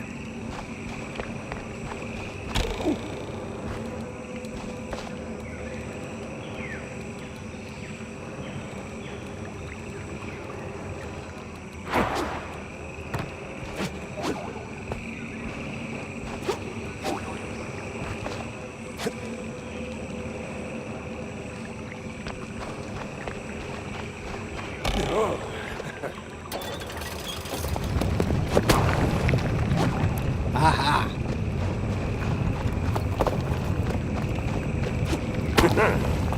Well, that got me somewhere.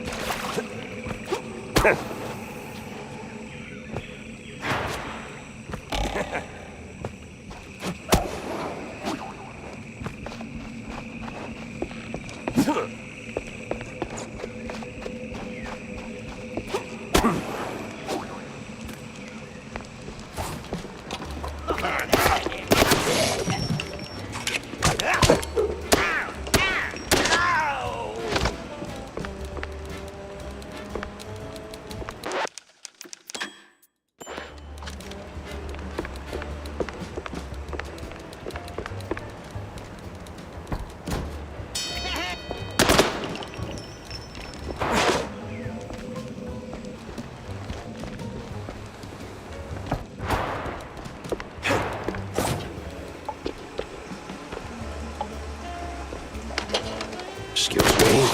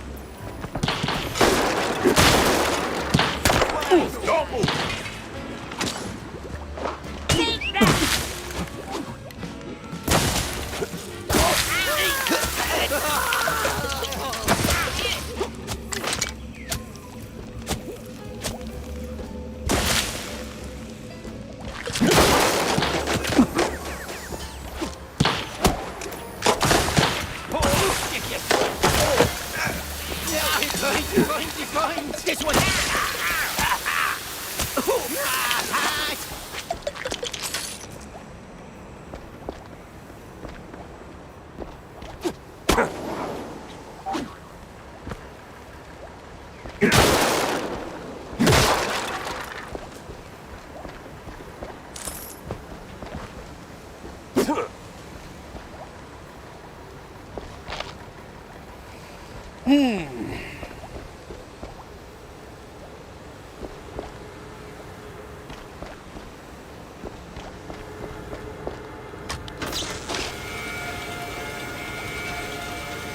Well, well.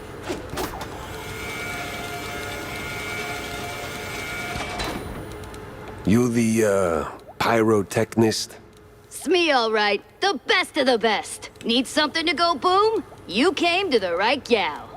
As much as I enjoy blasting, no, not today. I need info on a Betty Lynch. Betty? Yeah, I knew her all right. Oh, real shame what happened. Good gal, fiery, like a pint-sized TNT crate. Oh, and sweet, too. Always brought me sparkling water. Spike D, top of the line. Did you notice anything off about her before she died? Maybe acting strange, or meeting with the wrong kind of people. Man, my man, this is Tinsel Avenue. That's like asking if a cheese with holes has holes in it. Let's just focus on the holes in her story for now, huh? Well, Betty was a little quirky, but yeah. Now that I think of it, she met with some guy pretty often. All low profile. Never left a trailer when he was around. Real fancy schmancy suit type. You know how they are. Can't resist a rising starlet.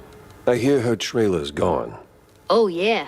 They packed up her stuff, shoved it into one of the generic dressing rooms. Standard practice when someone checks out. Oh? Where is it? Just past the medieval set. Can't miss it. I made sure of that. So, you need any explosions? Dynamite? Maybe extra dynamite, eh? Well, we're gonna rifle through a dead actor's things, it looks like. Tick, tick, boom!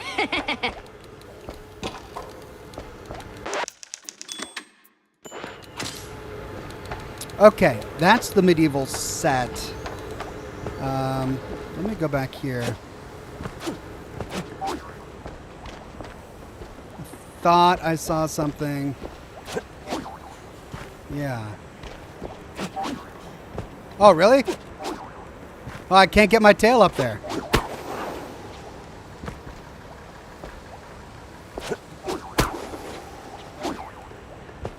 I think I should be able to, though.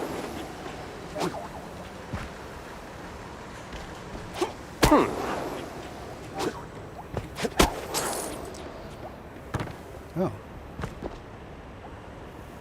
Oh! I'm back here. Crap.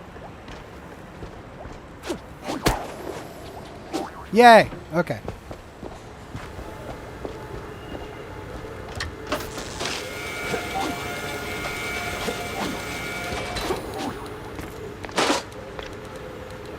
The hero moves to its scene.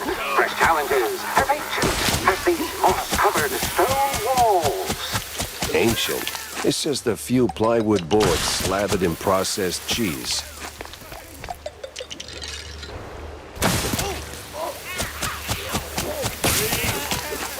I love this acid.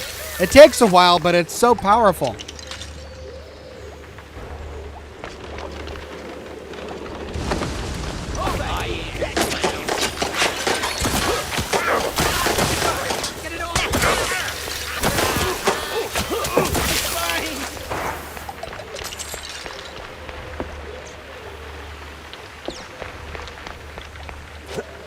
But I keep finding that, which makes me think I need to be using my submachine gun more often, because I'm wasting ammo by not doing so.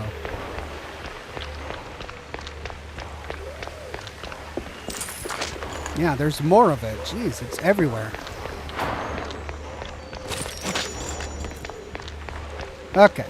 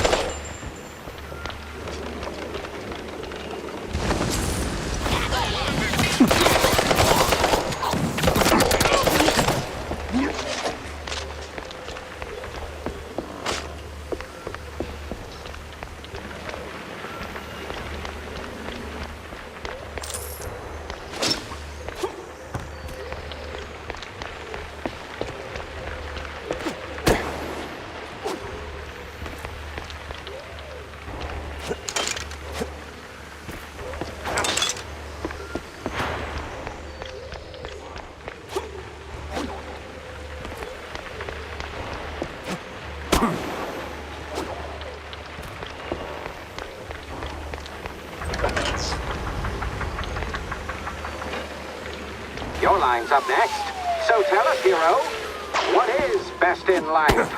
To grate some parm, watch the cheese melt, and hear the joyful squeaks of my dinner guests.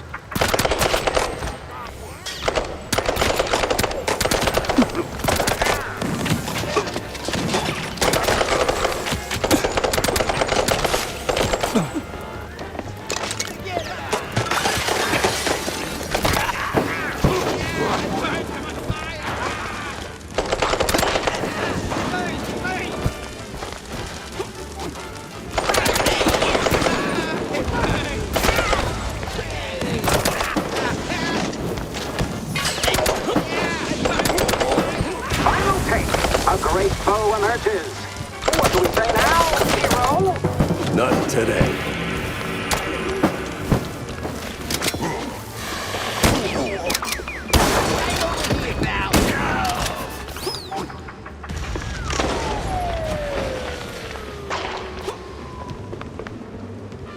We good? We're good.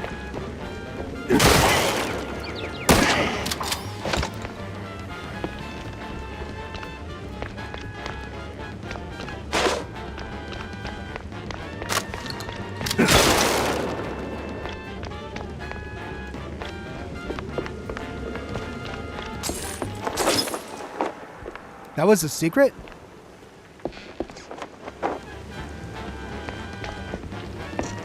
How was that? Oh. Wasn't all for naught. Those grunts worked for a local launderer and accomplice of my victim.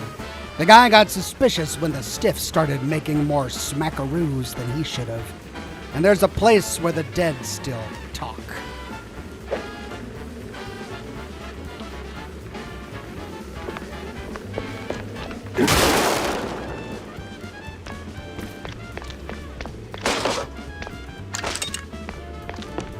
Okay. Oh.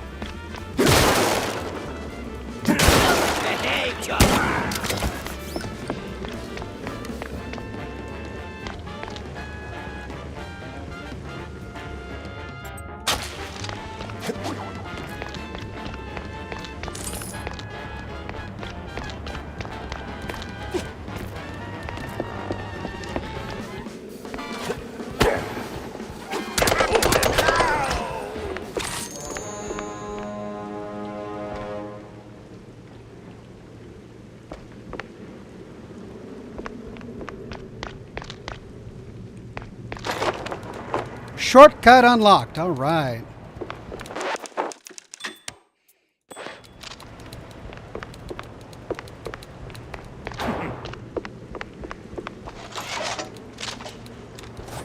You ever think about a career change? You wear that piece like it's made for you.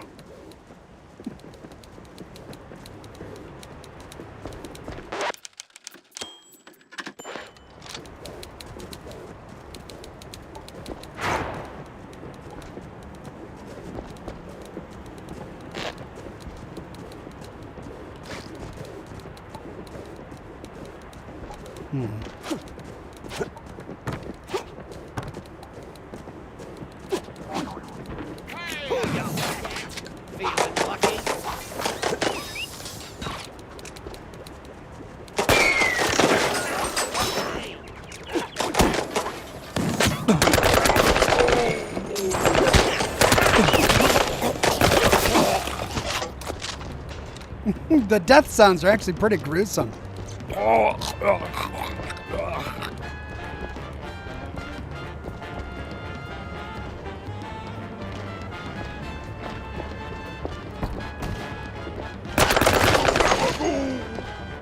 Gabagoo!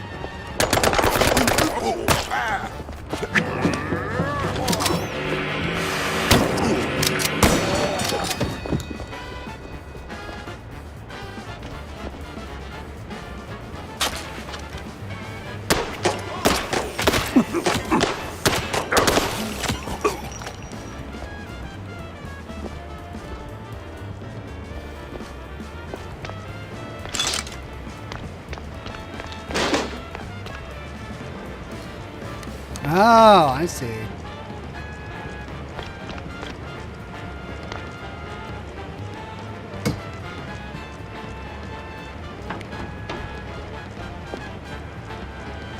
Okay, well, we got a letter here now.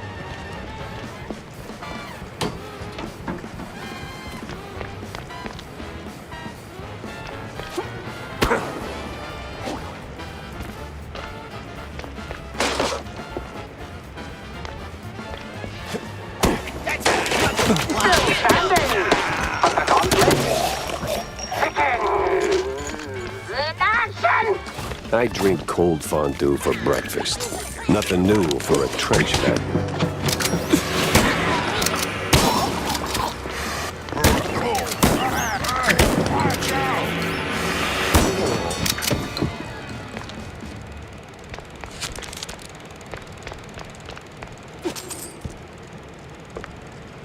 Hastily jotted note. Giacomo was right. The families are on board. We're launching Mousetrap Incorporated in a few weeks. Everything's lined up for Phase 2. The cheese wheel sliced clean and even. Rubberbear says, "Hey Ox, would you ever admit it to us if you Donald Ducked during a stream?" Ahem. Happy Scotch and smoke rings, you savages. I can't do a Donald Duck.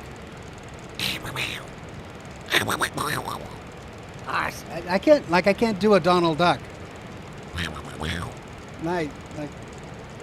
I might be able to do a Daffy Duck, but I can't do a Donald Duck, you know. Is that what you mean?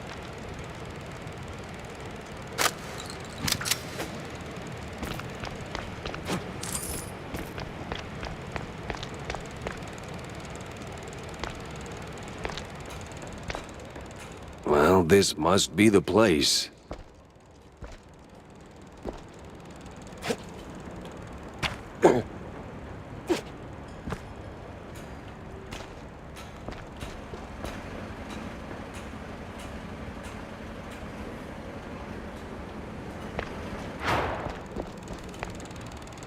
Rear gate key.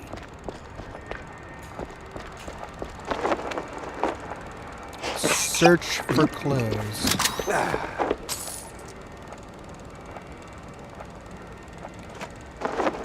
Grab the key. A photo of Betty Lynch with one Milford Sawyer, one of the mayoral candidates.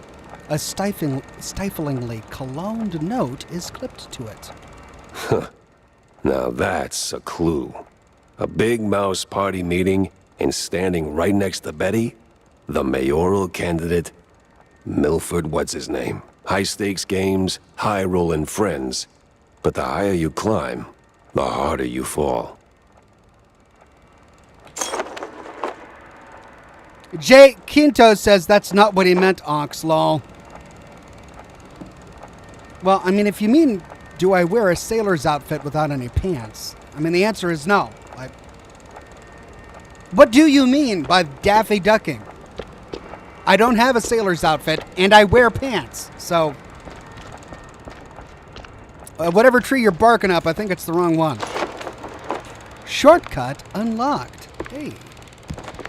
Oh, yay, we finally found it. Shortcut unlocked.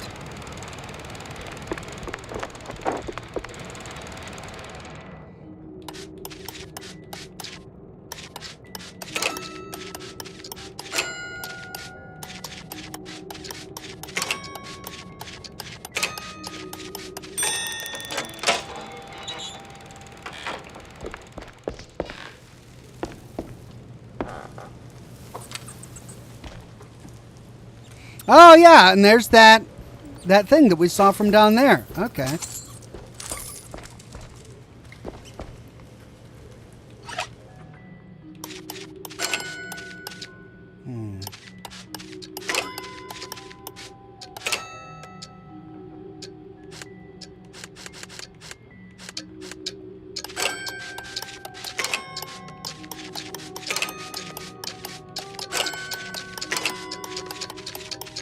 Oh! Got it. Whoo.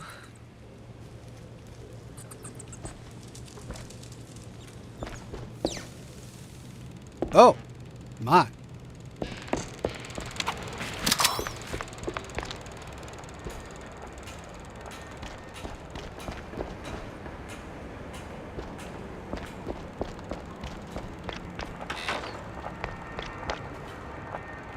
Oh, the Quidophone. There we go.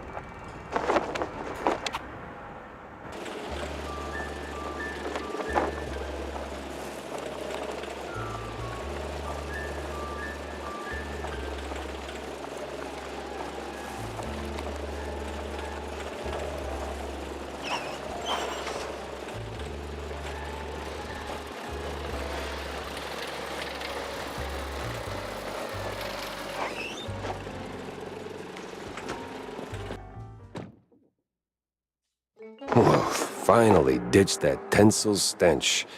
Now it's time for a quick word with Vivian. New arrival.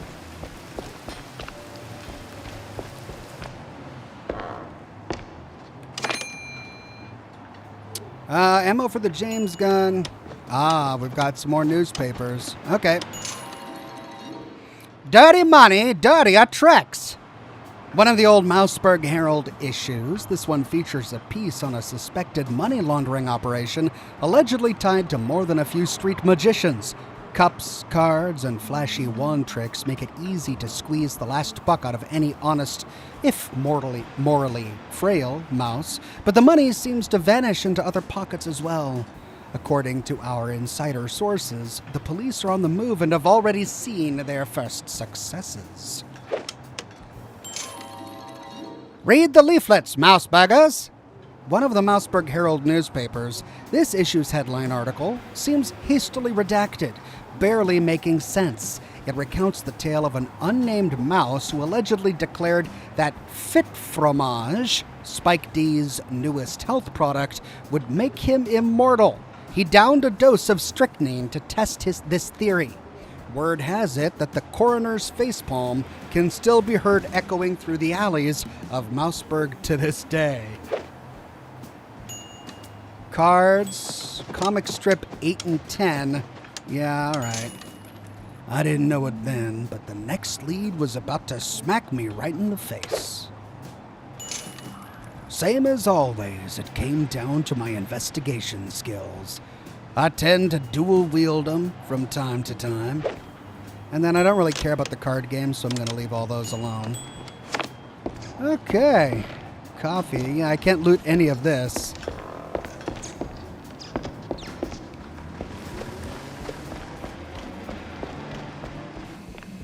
Let's upgrade my weapons. I've fully upgraded my boomstick. Let's upgrade the devarnisher. Oh, I need 5 and I only have 4. Well, might as well put some points into my James gun. I do use it a lot. And this is going to unlock the alt fire mode. Spray and pray.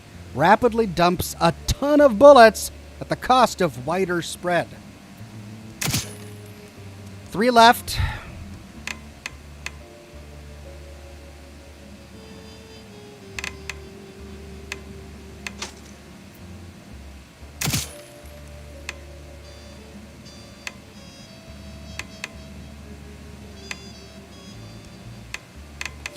All right. Hey, iron sights. Nice.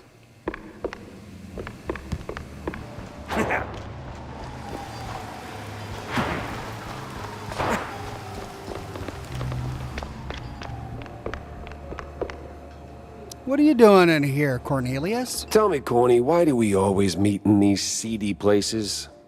Screw you, Pepper. This is a well-respected establishment. Yeah. Real high class. So?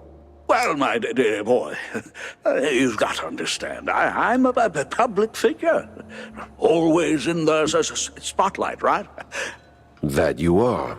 So, friends are friends, but business is business.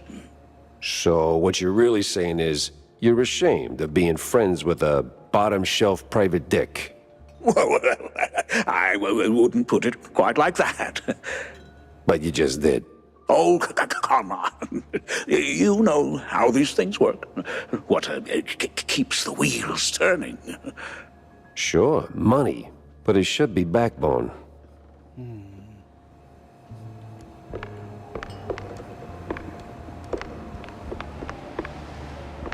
Well, you were right, Wanda. I found something at the studio after all. That is very interesting, Jack.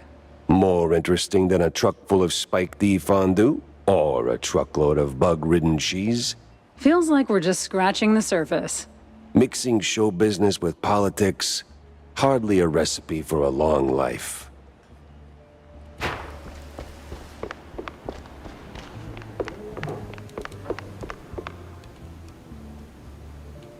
So, Monsieur Pepe, have you found out anything about my poor late friend? You already got plenty of charm. Why bury it under that, accent? Oh, damn, I forgot. All right, Mr. Pepper. Tell me, did you find anything at Tinsel's? Do you know who killed Betty? Not yet, but it seems she was quite the socialite. She was getting rather close with that, what's-his-face? You know, the one running for mayor. Oh, Sawyer? Milford Sawyer? Bingo. She most likely got to Sawyer through that dandy spokesman for their party. Name's Curd, I believe. Oh, Miles Curd. Yes, of course. Oh, the parties we threw. Ooh, such lavish affairs. So, Mr. Pepper, how do you plan to get close to Sawyer? He's probably less approachable by men, shall we say? Particularly men in trench coats who ask a lot of questions. That may be. I need to think this through. Well, if I may, if Sawyer's unreachable, why not Miles Curd? He's a beast of a different sort altogether. Not really, he's a mouse too. But I get your point. Good. Mr. Pepper, I believe your best bet is to go and catch Miles. From what I gather, he's either throwing another party or cleaning up the mess at the Opera House. What's left of it, anyway. Oh, someone made a mess at the opera. That's, truly barbarous. Well, I'll be on my way. Now that I think about it, Sawyer's note to Betty was real specific. Stupidly specific. Time to run it up the flagpole and see who salutes. Matthew James says, "Caught the ox." Good to see you around tonight. Good to see you too, Matthew James. All right. A truck full of blue cheese. What is this even doing here in Tinsel Avenue?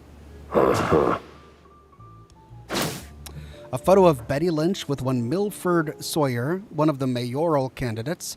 A stiflingly cologned note is clipped to it. Someone in Tinsel Avenue is quick to clean up Betty Lynch's belongings. Coincidence? Note reads, "'Twas a wonderful evening. I'm glad you liked our sightseeing tour. That sub popping at Dock D12 up north Wallop Bay was quite something. MS." Resolve the lead. Dock's set now, just need a mooring point. I hate to ask, but Tam knows these waters better than I do.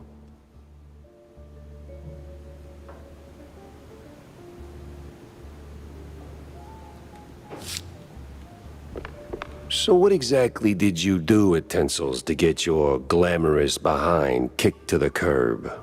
Kicked? Please. I left on my own terms. Nose high, tail swaying, not a single boot print on my rear. Well, either way, there must have been a reason. Oh, I don't know. Ridiculous overtime? Zero artistic integrity? The occasional wandering hand? Oh, a paycheck so thin I could roll a cheese stick with it? Pick your poison. Surely those ain't the only reasons, right? Sounds like you got a soft spot for the place. You are persistent, aren't you, Mr. Pepper? Fine. Tinsel's wasn't just a job. It was an experience, a lifestyle. You didn't just make movies. You took life by the handful, gave it a good shake, and spilled every last drop onto the screen. It was about skirting the edge of what's safe, what's appropriate, about grabbing what you wanted and never blinking. And me, I never blinked. So, you partied too hard and got yourself in trouble. I partied just enough. Though, in hindsight, my just enough might have been a little much for the wussies. But without those parties, I'd never have met half the dazzling souls I did. I'd never have met Betty. Who might still be breathing if not for all that skirting the edge. You implying something, Mr. Pepper? Me? Imply? Never. I just connect the dots. Well then, connect 'em elsewhere. You're sniffing around the wrong mouse hole. Ask Tammy about liaisons. Alright, who's Tammy? I forget.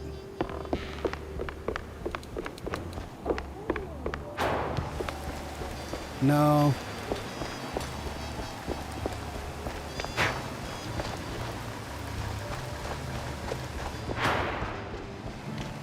No. Yes! Hey, Jack! How's the case shaping up? You know, the shrews and all that. Hey, kiddo, I'm heading down to Walla Bay to find out. The Bay, huh? What's dragging you down this salty armpit now? Well, I just follow the crumbs, you know? They're pointing me straight to the water. Supposedly that's where the shrews are being moved. I just have to pin down the exact spot. Well, hey, I might be able to help you out with that. Figured you might. So, who's my guy? Name's Cameron Bozo. Rakes like a jug away, yes, but might have heard something useful. You'll find him skulking around the pub, likely. Bozo? Classy. Oh, and be sure to have a bunch of cheddar handy. Cheddar? What's wrong with Gouda? No Gouda if you broke, Jack.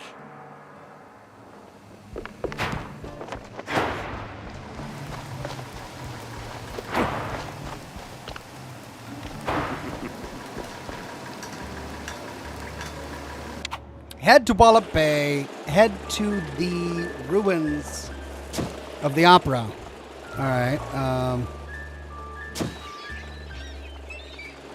well, which one first? We've already been to the opera, so let's go to Walla Bay.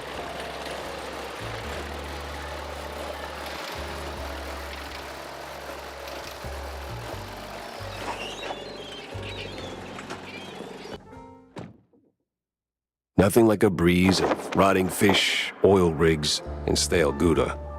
Corny would be begging for a gas mask. Ask around for Bozo at the bar.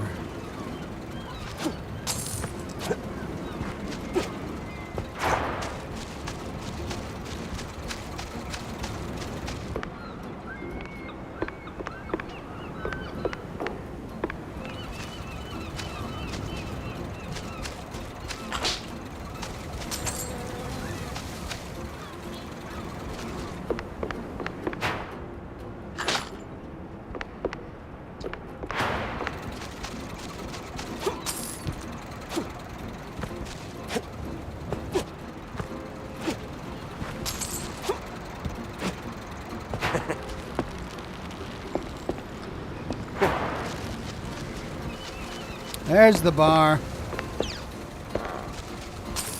A fisherman's pub this empty at noon. Smells fishy. Feels crooked, too.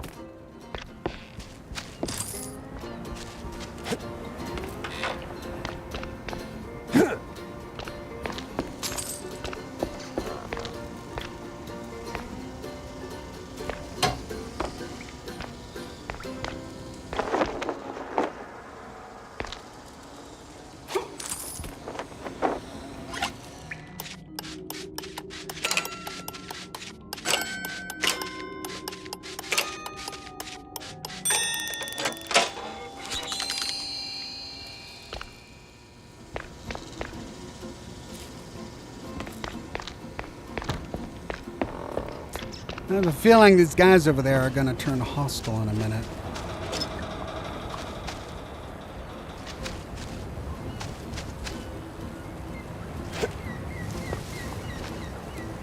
I'd steer clear of the water if I were you. Sharks are circling just past the buoys and they're looking real hungry. What is that accent? Minnesota?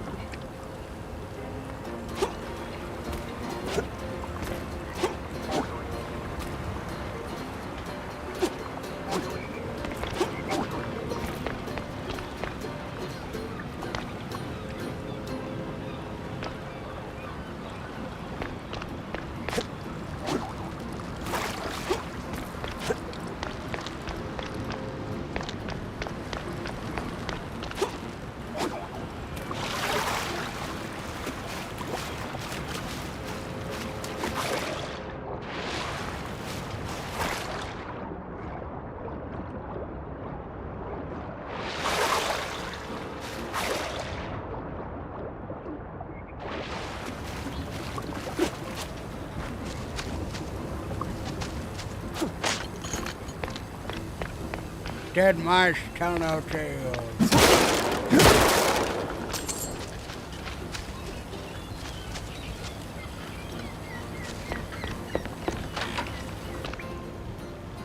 Got it?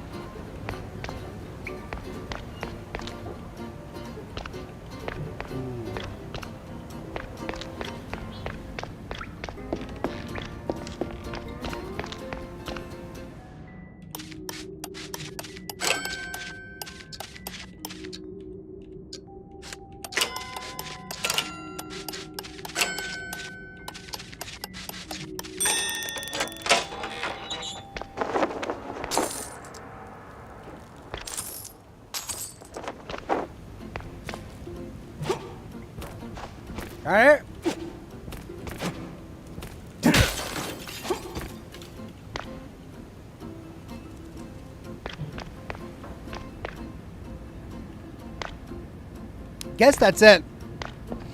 Well, I see that totally normal wall, but I can't use my dynamite right now. So, yeah. It's Pepper! Get him, boys! Well, disappointing, but not unexpected.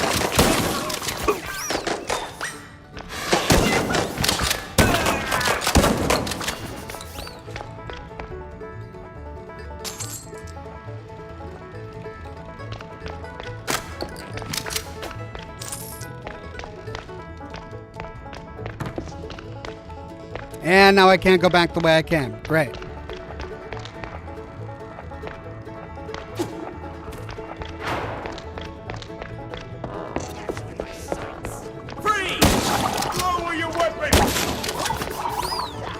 Where's Bozo? What did you do to him? Why's a walking corpse asking questions?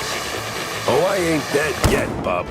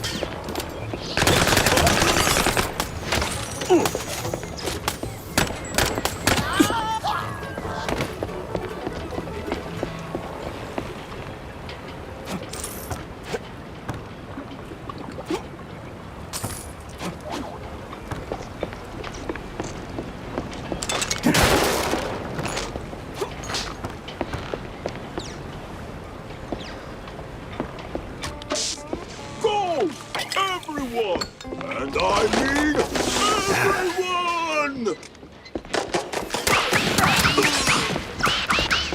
What is this?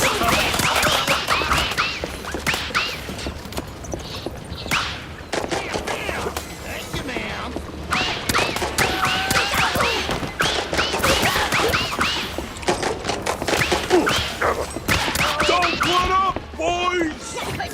Where's Pepper when you need it? Not flying away.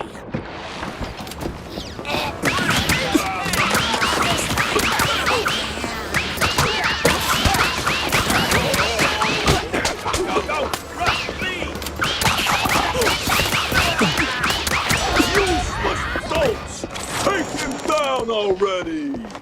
Sorry, I can't hear you over the rat-a-tat-tat. What was that? I drank some coffee and then just started using my finger guns? I'm so confused. I have no idea what just happened.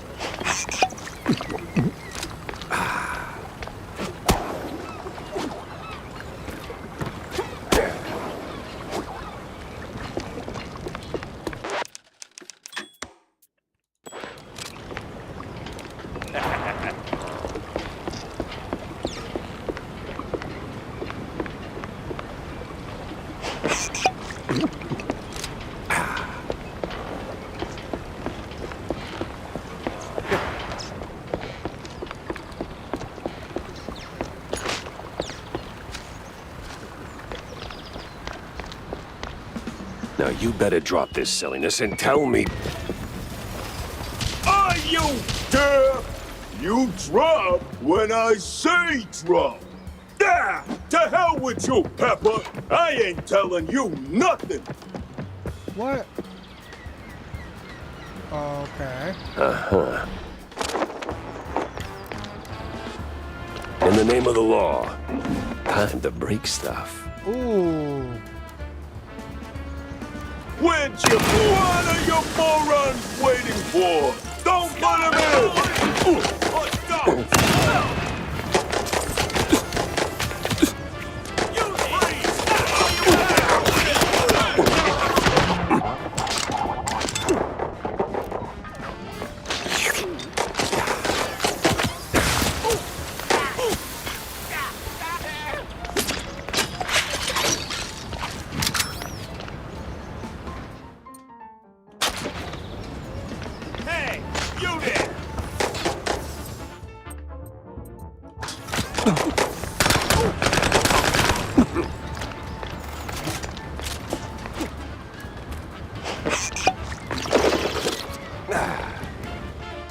Where'd your balls go, Pepper?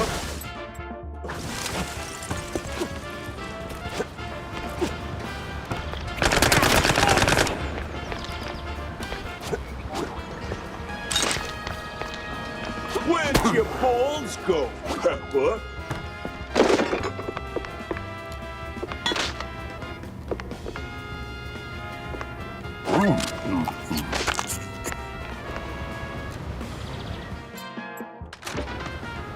This place won't hold forever. Move it, you cheese! Stop!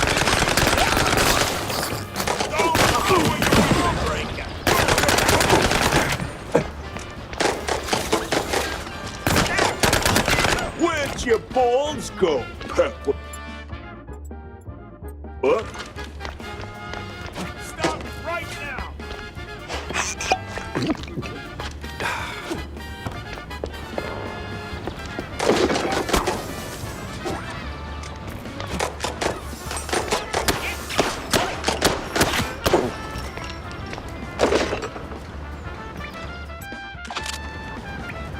Stop! Hey!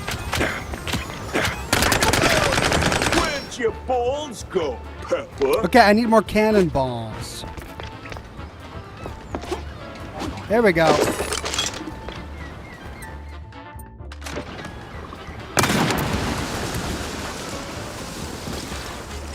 Where'd your balls go? What am I even paying you for?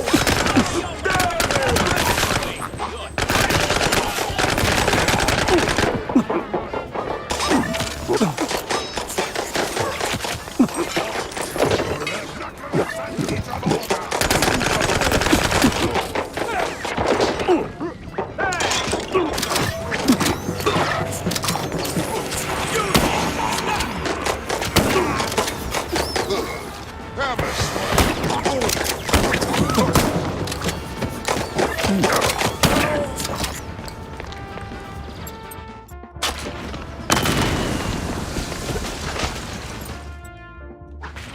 Where'd your balls go, Pepper?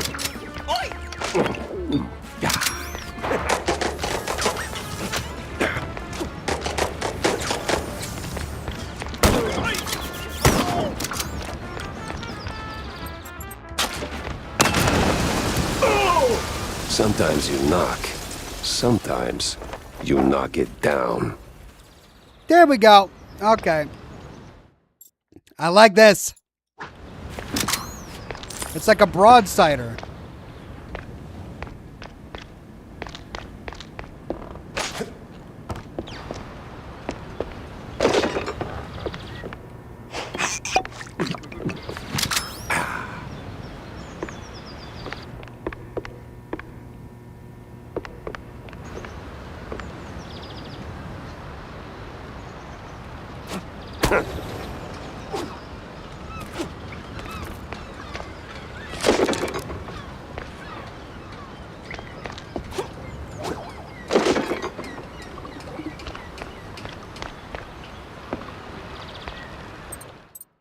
So it can only hold 5 rounds.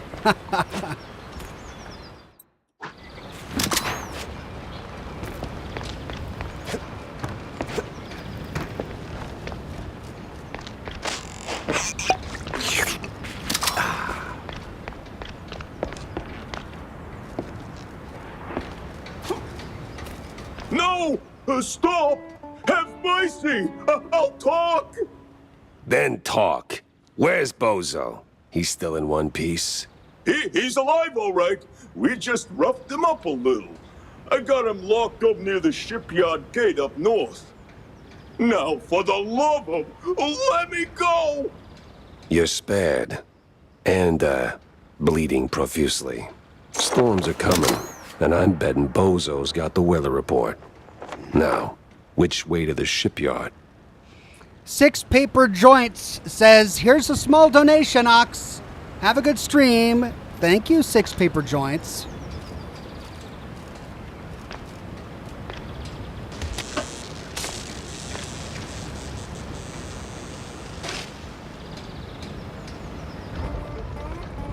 Oh.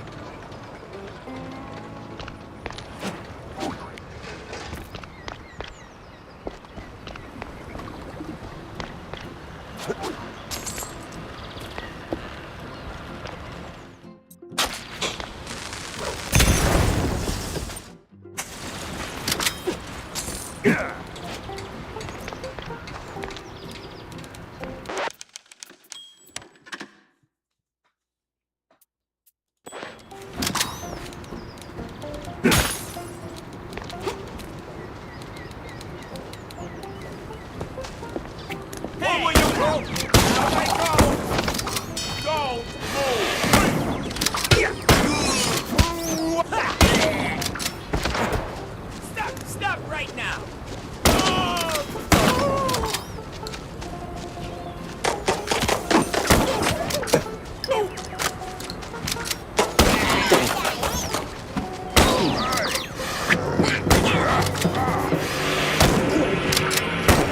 This is the police!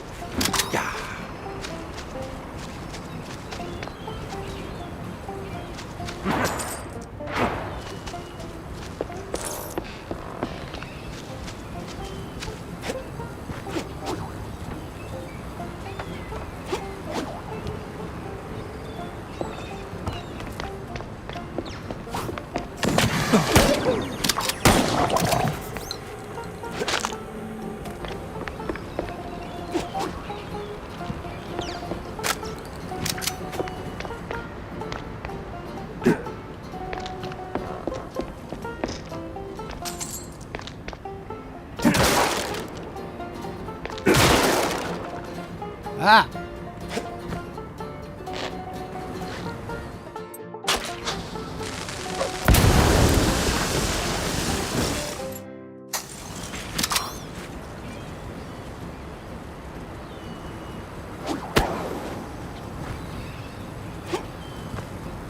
Okay.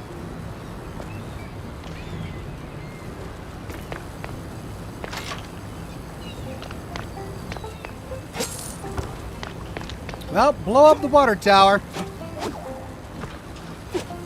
Why not?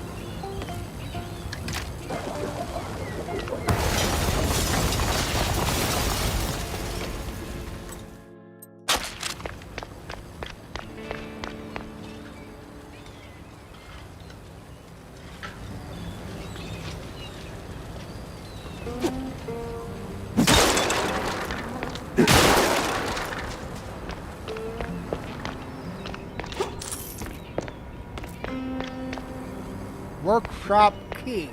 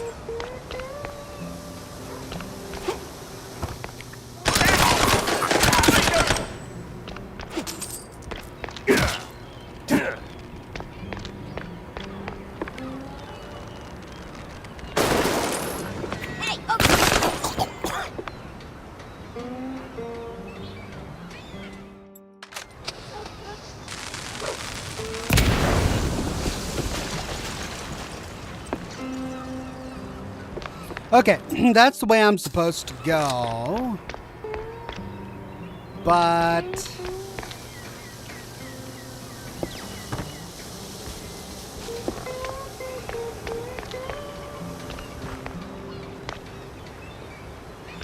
yeah, okay.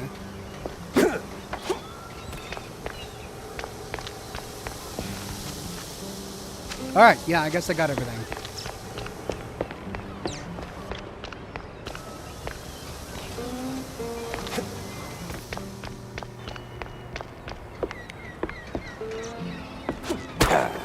I swear, officer, ow! I've been law-abiding since breakfast. Oh, my hero. Talk to Bozo. Oh, my precious savior. More noble than a whole truckload of blood of...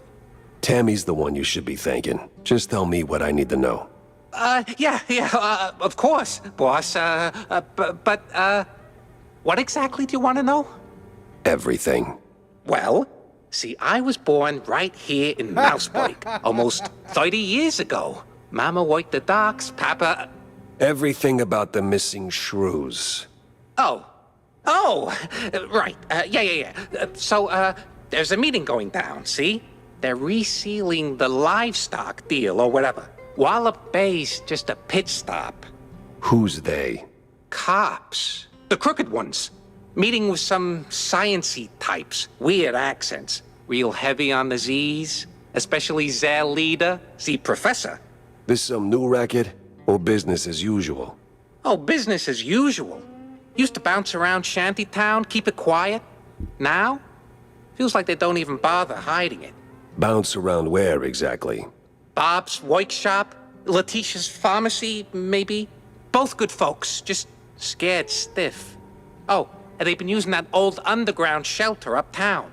I used to squat there till they kicked me in the teeth. See, right here. Yeah, tragic. So when's the next deal? Dunno. Today, tomorrow. I don't exactly work on a schedule. And me without even a sandwich for the stakeout. Guess I'll start sweeping those spots. Oh, speaking of which, see, boss, I happen to have a key. A very special key. A pharmacy key. Let's just say I'm holding on to it for Letitia. Temporarily. And since the pharmacy's on your list, $50, boss, and it's yours.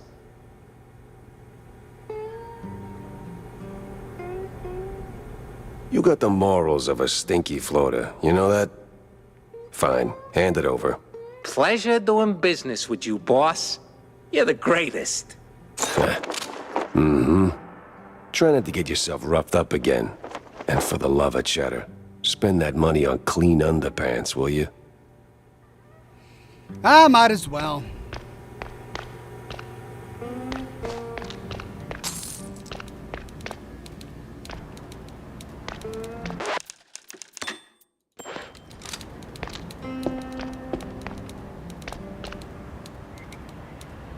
Okay, here we go.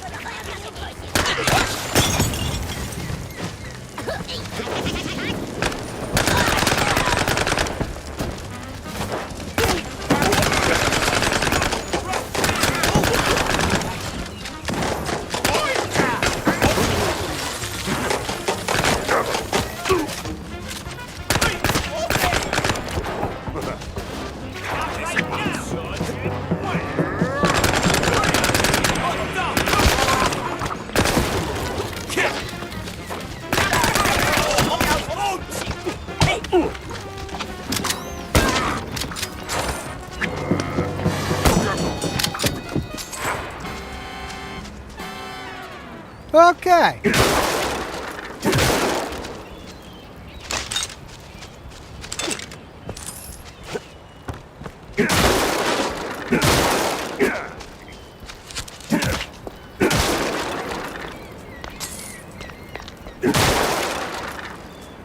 Hello. Money, money, money, money.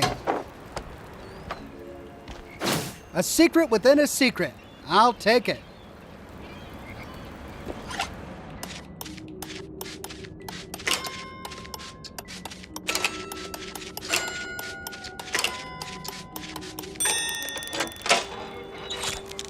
Nice.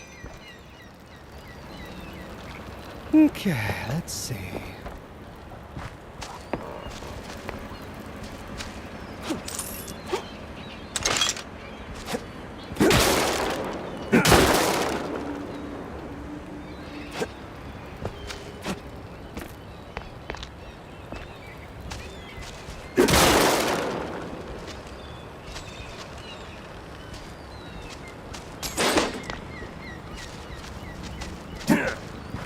Right, I think that's everything. So, pharmacy that way.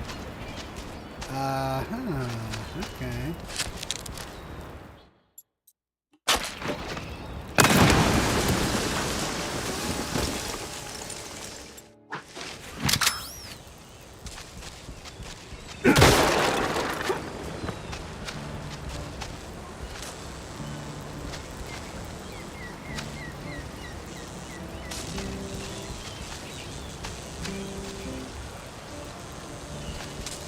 Well, how do I get up there?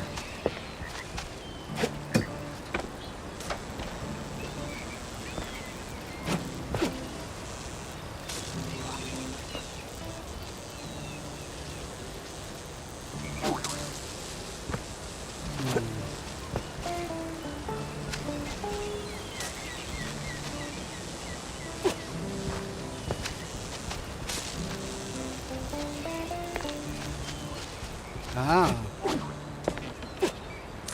Aha!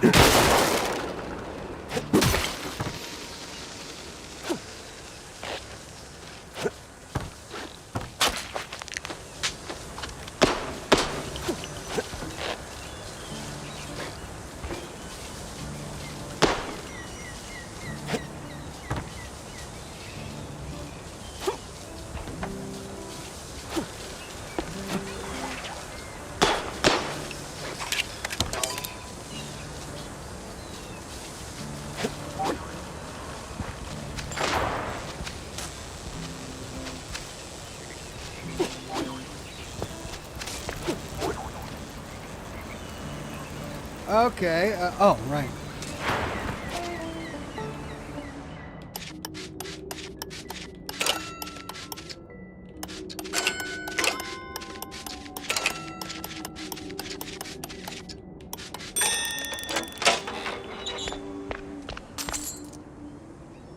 Hey, baseball card.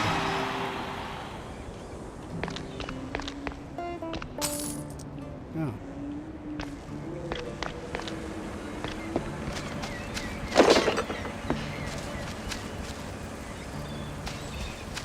Try shooting it?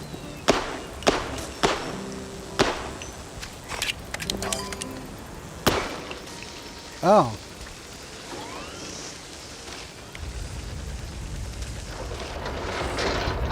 Oh, I had to shoot the right one.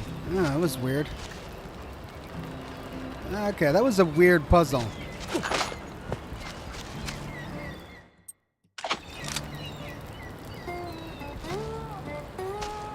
Dead end. Or...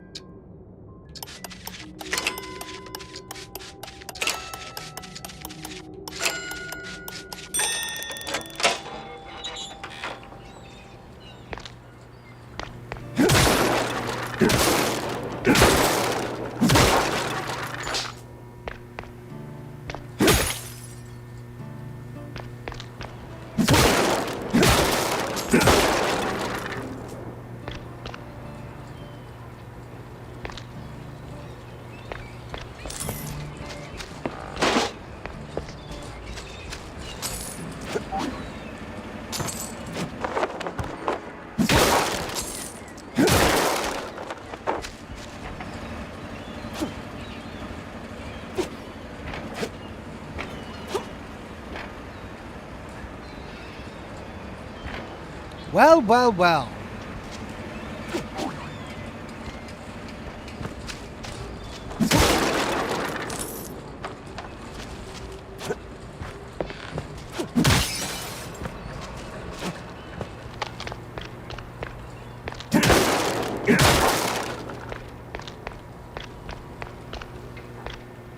Aha!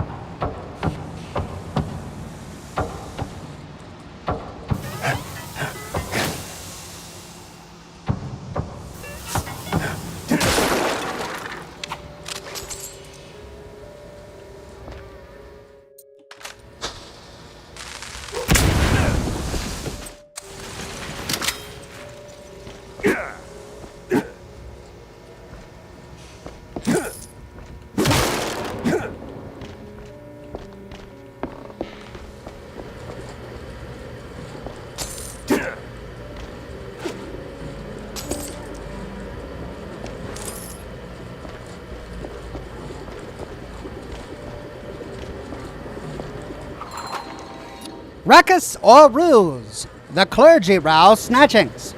One of the Mossberg Herald newspapers takes a chaotic stab at the recent wave of missing reports.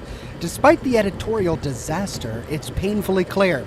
When it comes to vanishing rodents, mice are front-page news, while others barely get a mention. Tragic. But apparently, not that tragic.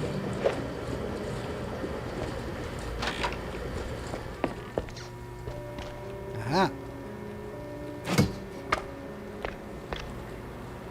Yeah, right, okay.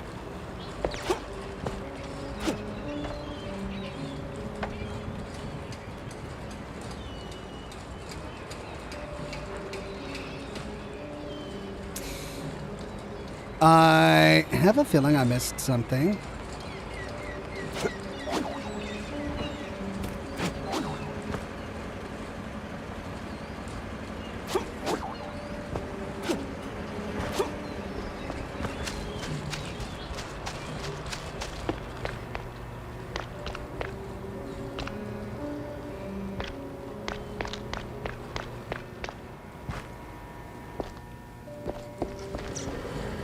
Oh, right.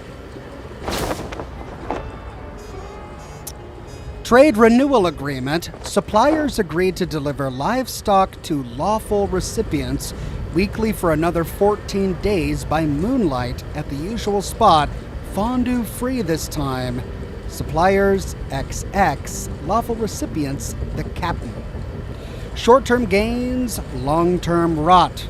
That's the game the captain and his fondue-loving pal XX are playing. Makes a man wonder what they see in the mirror. Renewing the delivery agreement for an additional 14 days. Signed, the captain. And XX scribbled was cited in something that reeks of illegal fondue. Whew.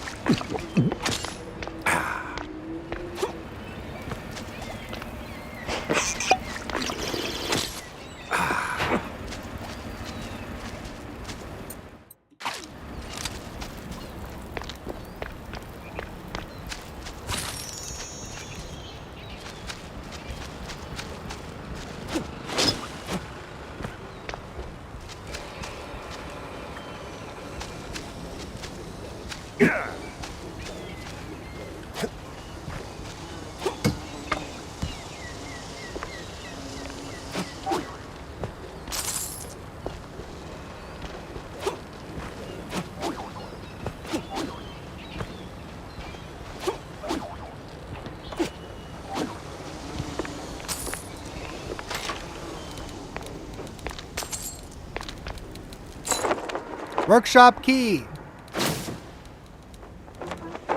They hand off seasickness meds to some old world types, like it's no big deal. Indigo the Blue Gem says, what in the rubber Some hose old am I world watching? names, and a whole sack of prescriptions for seasickness meds. But why? You're watching Mouse P.I. And I'm having a blast with it so far.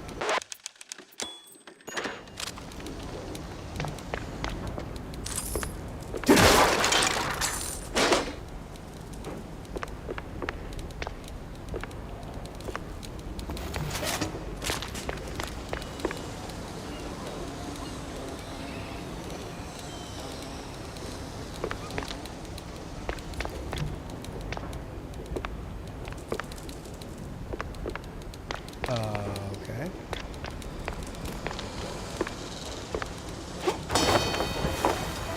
Shortcut unlocked.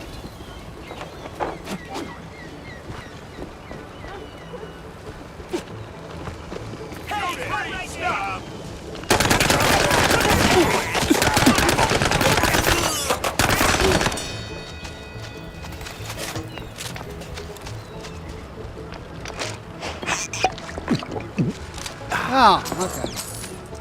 Stop right now!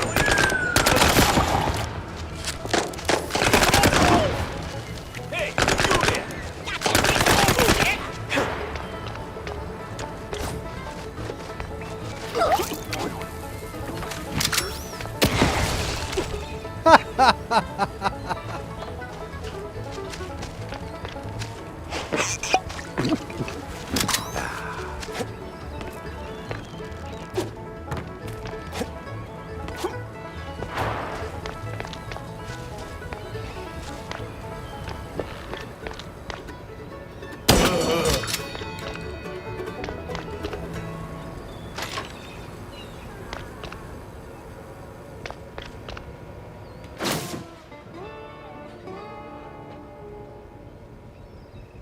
Over 100 shrews moved per shipment.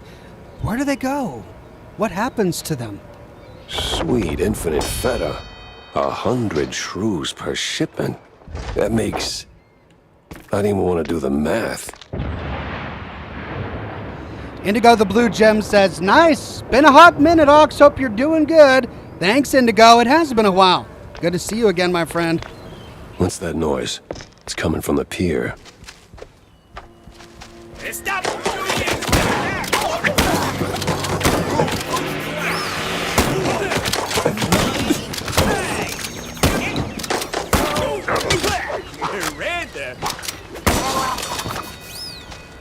Okay, probably should have used a different weapon there.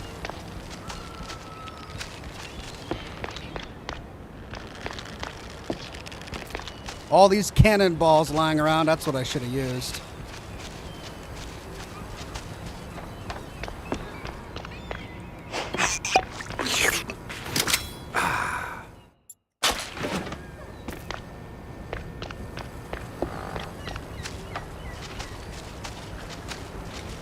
It must be that secret meeting.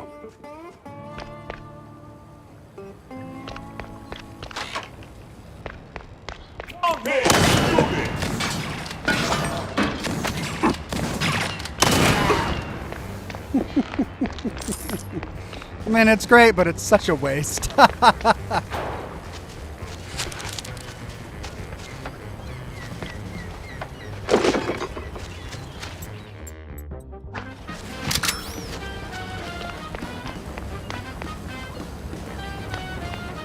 Wait, there was a building over here that had,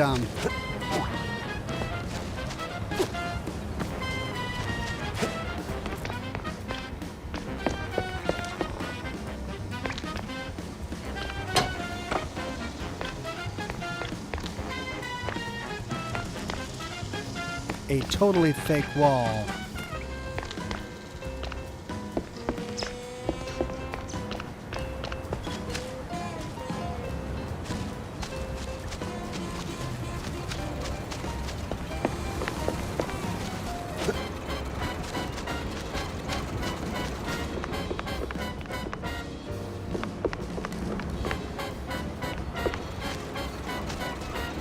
can remember where it was.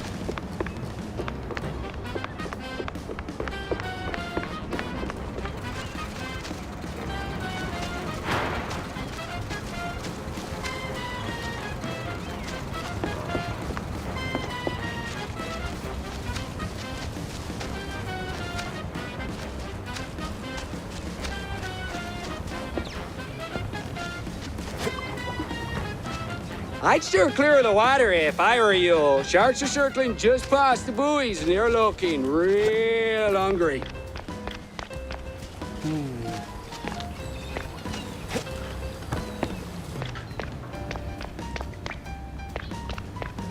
There it is.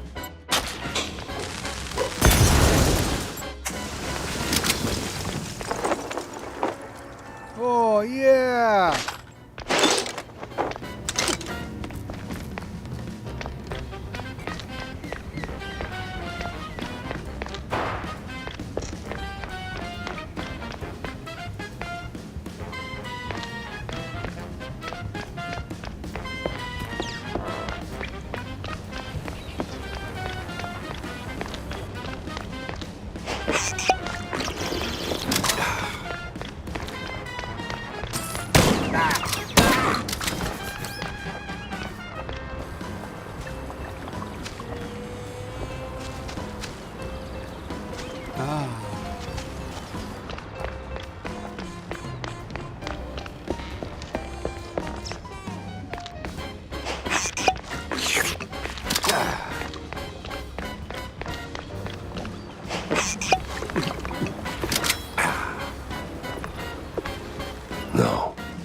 No fondue way.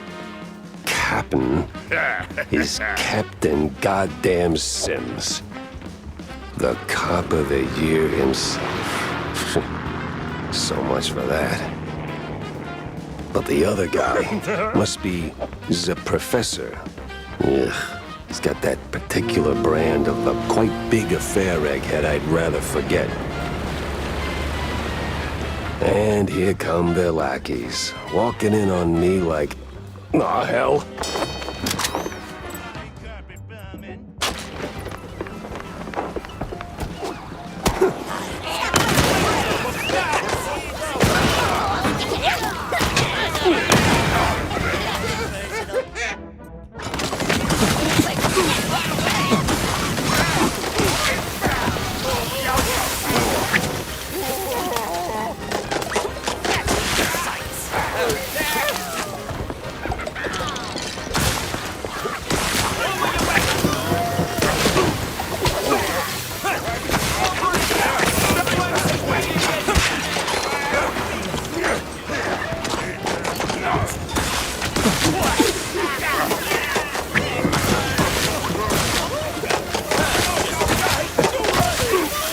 This case was like a bad haircut.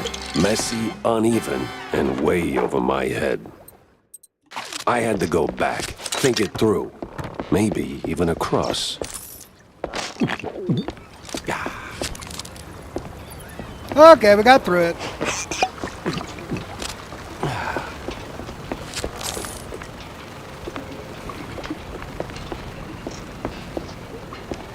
Okay, drive back to the office.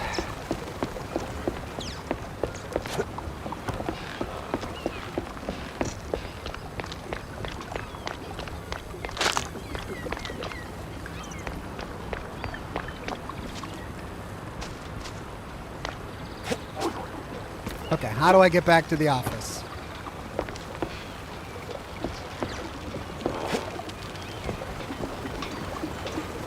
Oh. Yeah, I already did that. I thought so.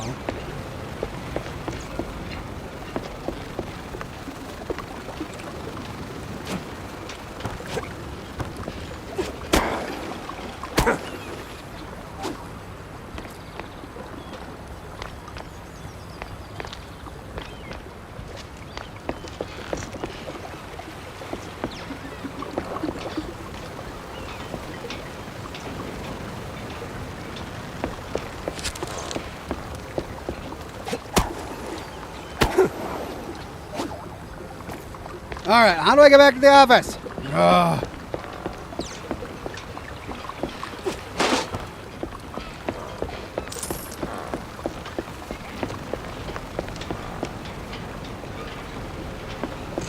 Oh my god. There it is. There it is. Wow.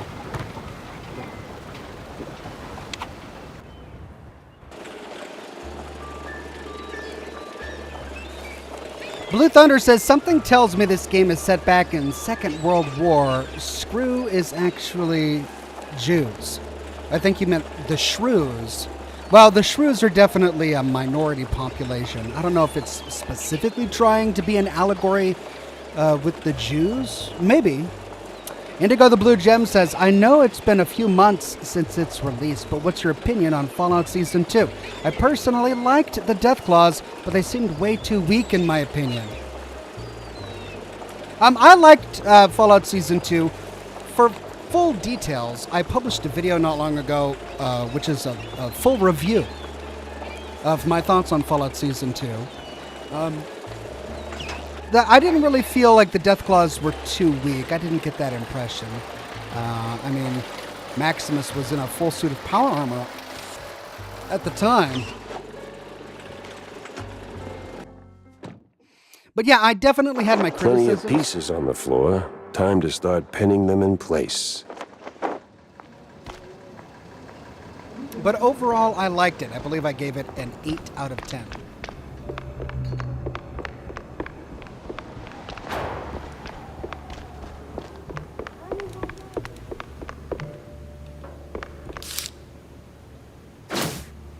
The crooked cops and these crazy squints from the old world are in it together. The one called The Professor shakes hands with none other than the shining star of the Force, Captain Sims. Resolve lead. I better bring Corny up to speed before I wade into the muck.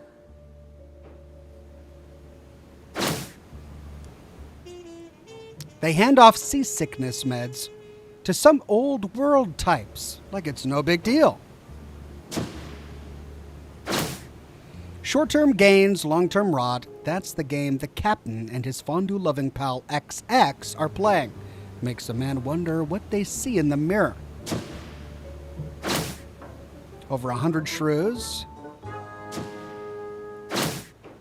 The crooked cops are onto me. Tangled as hell.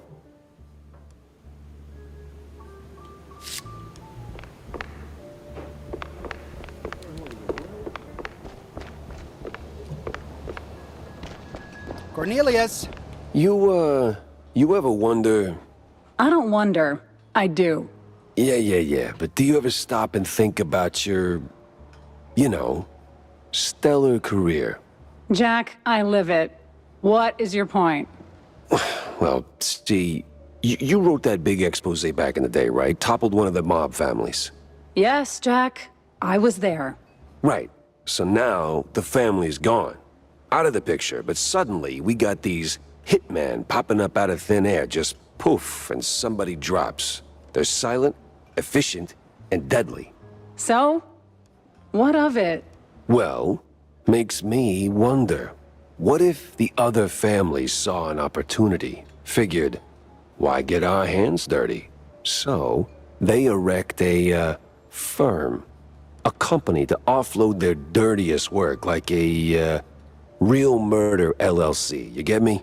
What I mean is, you did something good, but maybe the mob, they made something better. For them, worse for us. I sincerely hope it's those 5-cent novels speaking. They're clearly frying your brain. Maybe. But what a way to go.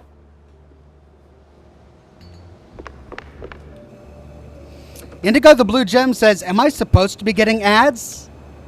I don't know. I mean, my live streams are monetized, so I think YouTube will put ads in the video, but I'm not sure how that works for members. I don't know how being a member affects that calculus. Do you get less ads or fewer ads? Are you supposed to get no ads? I'm not sure. Got a moment, Jack? For you, always. Well, almost. Good. Oh, good. I've got a little job for you then. I want to update our menu. And a real standout dish. Introducing the Azure Burger. Or, as top burger makers would say, the Azzurro Burgero. What the hell are you talking about? Look, they're standard grilling procedures, huh? You fry a burger patty for 5, 6, or 7 minutes, right? So you get, and I'm gonna simplify this for you, Jack, rare, medium, or nearly done. And then there's the well done, which usually ends up as carbonized waste in the bin out back. But, and this is key, there's this special technique from the old world, likely, passed down by the street boys here, to make a burger so well done that it is truly beyond description. Pure insanity for the taste buds. Less a dish and more a culinary revolution, Jack. Gonna draw huge crowds to the little and big. But there's a catch. You need some serious heat and a ton of ash. So, if you can find the right hotspot, I'll give you a patty, and we'll see if this actually works. Sure, I'll give it a shot. Nothing says smart plan like running around with a slab of raw meat. Yeah, much obliged, Jack. They call it Azzurro Burgero. Find a sufficiently hot and ashy spot? What does that even mean? Find a hot and ashy spot? Jack! Avast me hearty. How was the bay? Stinky. Yes. Well, the place could use, as the forefathers would say, a touch of gentrification. But did you find anything useful? I did. The cops are neck deep in the shrew racket, dunked like a breadstick in a bowl of melted mozzarella. That spells trouble. Either for us or the shrews. What else did you come across? Well, looks like there was some kind of a deal between the cheeseleggers and the ringleader of the crooked cops. Goes by Sims. Captain Sims? One and the same. Oh, terrible news indeed. We need to tread carefully from here on out. That ain't all. There was this scientist of sorts there. The way he carried himself rubbed me all wrong, and not in the good way. This ain't your run-of-the-mill trafficking ring, Cornelius. I can feel it in my gut. Either that, it's something that I had for lunch. Either way, something much darker is going on. You have to dig deeper, Jack. Little lives depend on it. You don't need to remind me. With the cheeseleggers in play, the cops likely headed for the wetlands. That's where I'm going. Good. Get some solid evidence, and we'll get to the bottom of this in no time. Hard evidence, Jack. Harder than the diamond-laced grana padano. I want to like Cornelius, but something about him is making me think that maybe he's playing both sides. Yeah, I don't know if I trust him. Okay, a hot spot, a hot and ashy spot. Is that going to be on the world map or in one of my missions?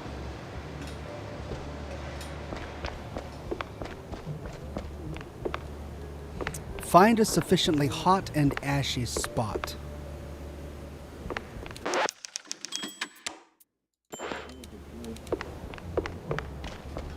I bet it's on the world map.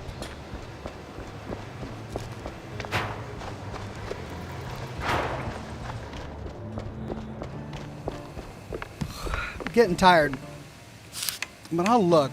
No, I've only got 2 left. Loose cannon. Alt fire charges up a shot and fires crushed cannonball fragments at enemies. Yeah, okay.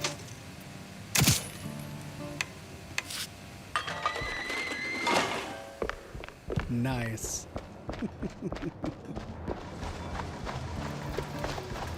Can't believe they gave me the broadsider. All right, let's check the world map real quick.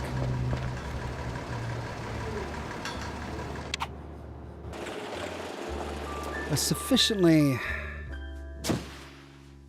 hot and ashy spot. And I don't think it's going to be marked on the map.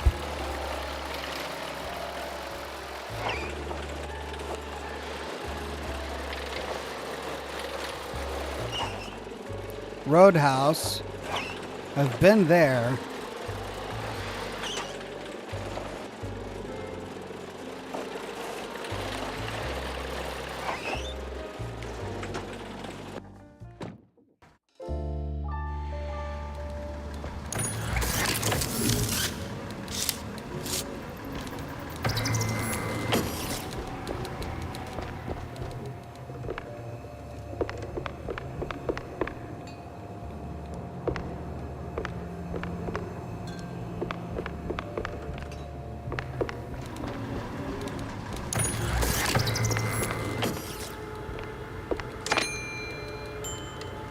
More newspapers.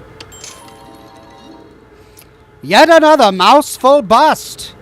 One of the Mouseburg Herald newspapers, this article speaks about Mouseburg's most exclusive nightclub, which has become a hub for shady dealings, ranging from illicit cheese tastings to under-the-table mousetrap bets.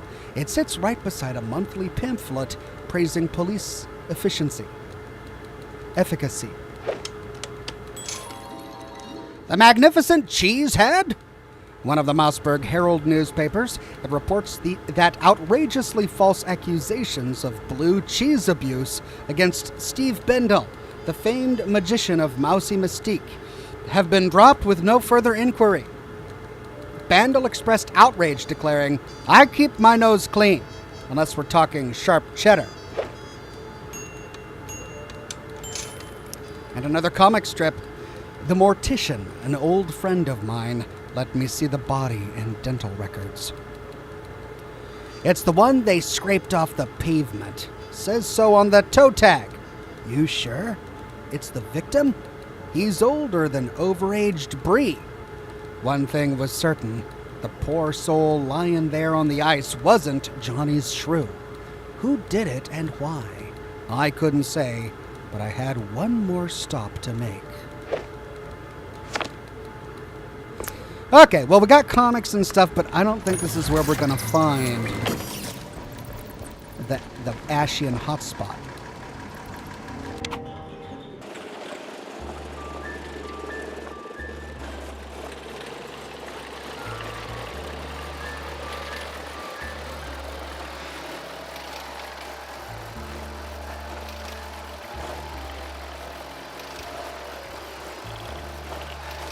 Another roadhouse. Are they all the same?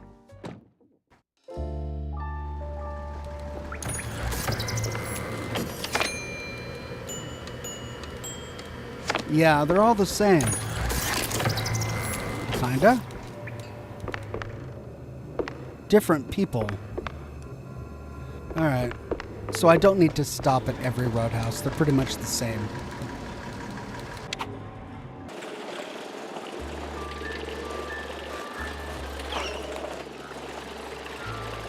Alright, that's one of my missions. Whoa, what's that dude doing there at the treehouse?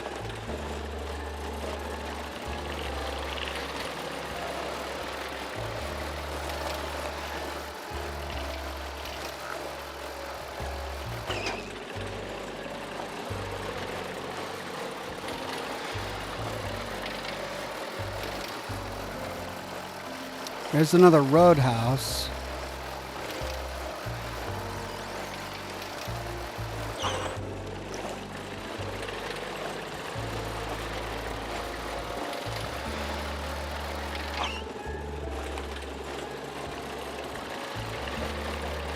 And there's the Opera House. All right, well.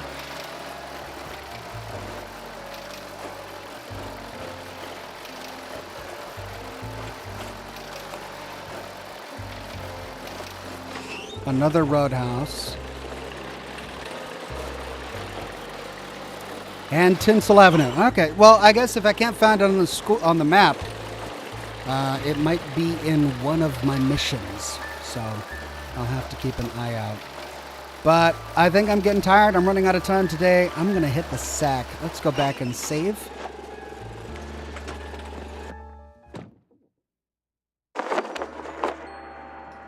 Find a sufficiently hot and ashy spot. It's so weird. I don't know what that means.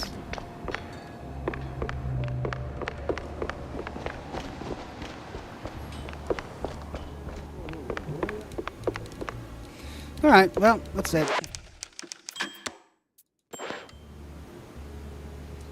And there we go, ladies and gents. I'm going to call it a day. Well, call it a night. Thanks, everybody, for joining me for more Mouse PI. We'll pick up right here where we leave off next week. Same Ox time, same Ox channel. Working hard on my next Fallout lore video. Expect that on Monday, I think is when I'm going to publish it. It's going to be a lot of fun. If you haven't seen my latest one on super weapons in the Fallout universe, check it out. I published it about a week and a half ago. It's live on my channel right now. 50 minutes of wonderful Fallout lore spanning many of the games. But that's it for me tonight. Have a wonderful rest of your evening, and I'll see you all again really soon with more lore videos and more live streams. Bye-bye now.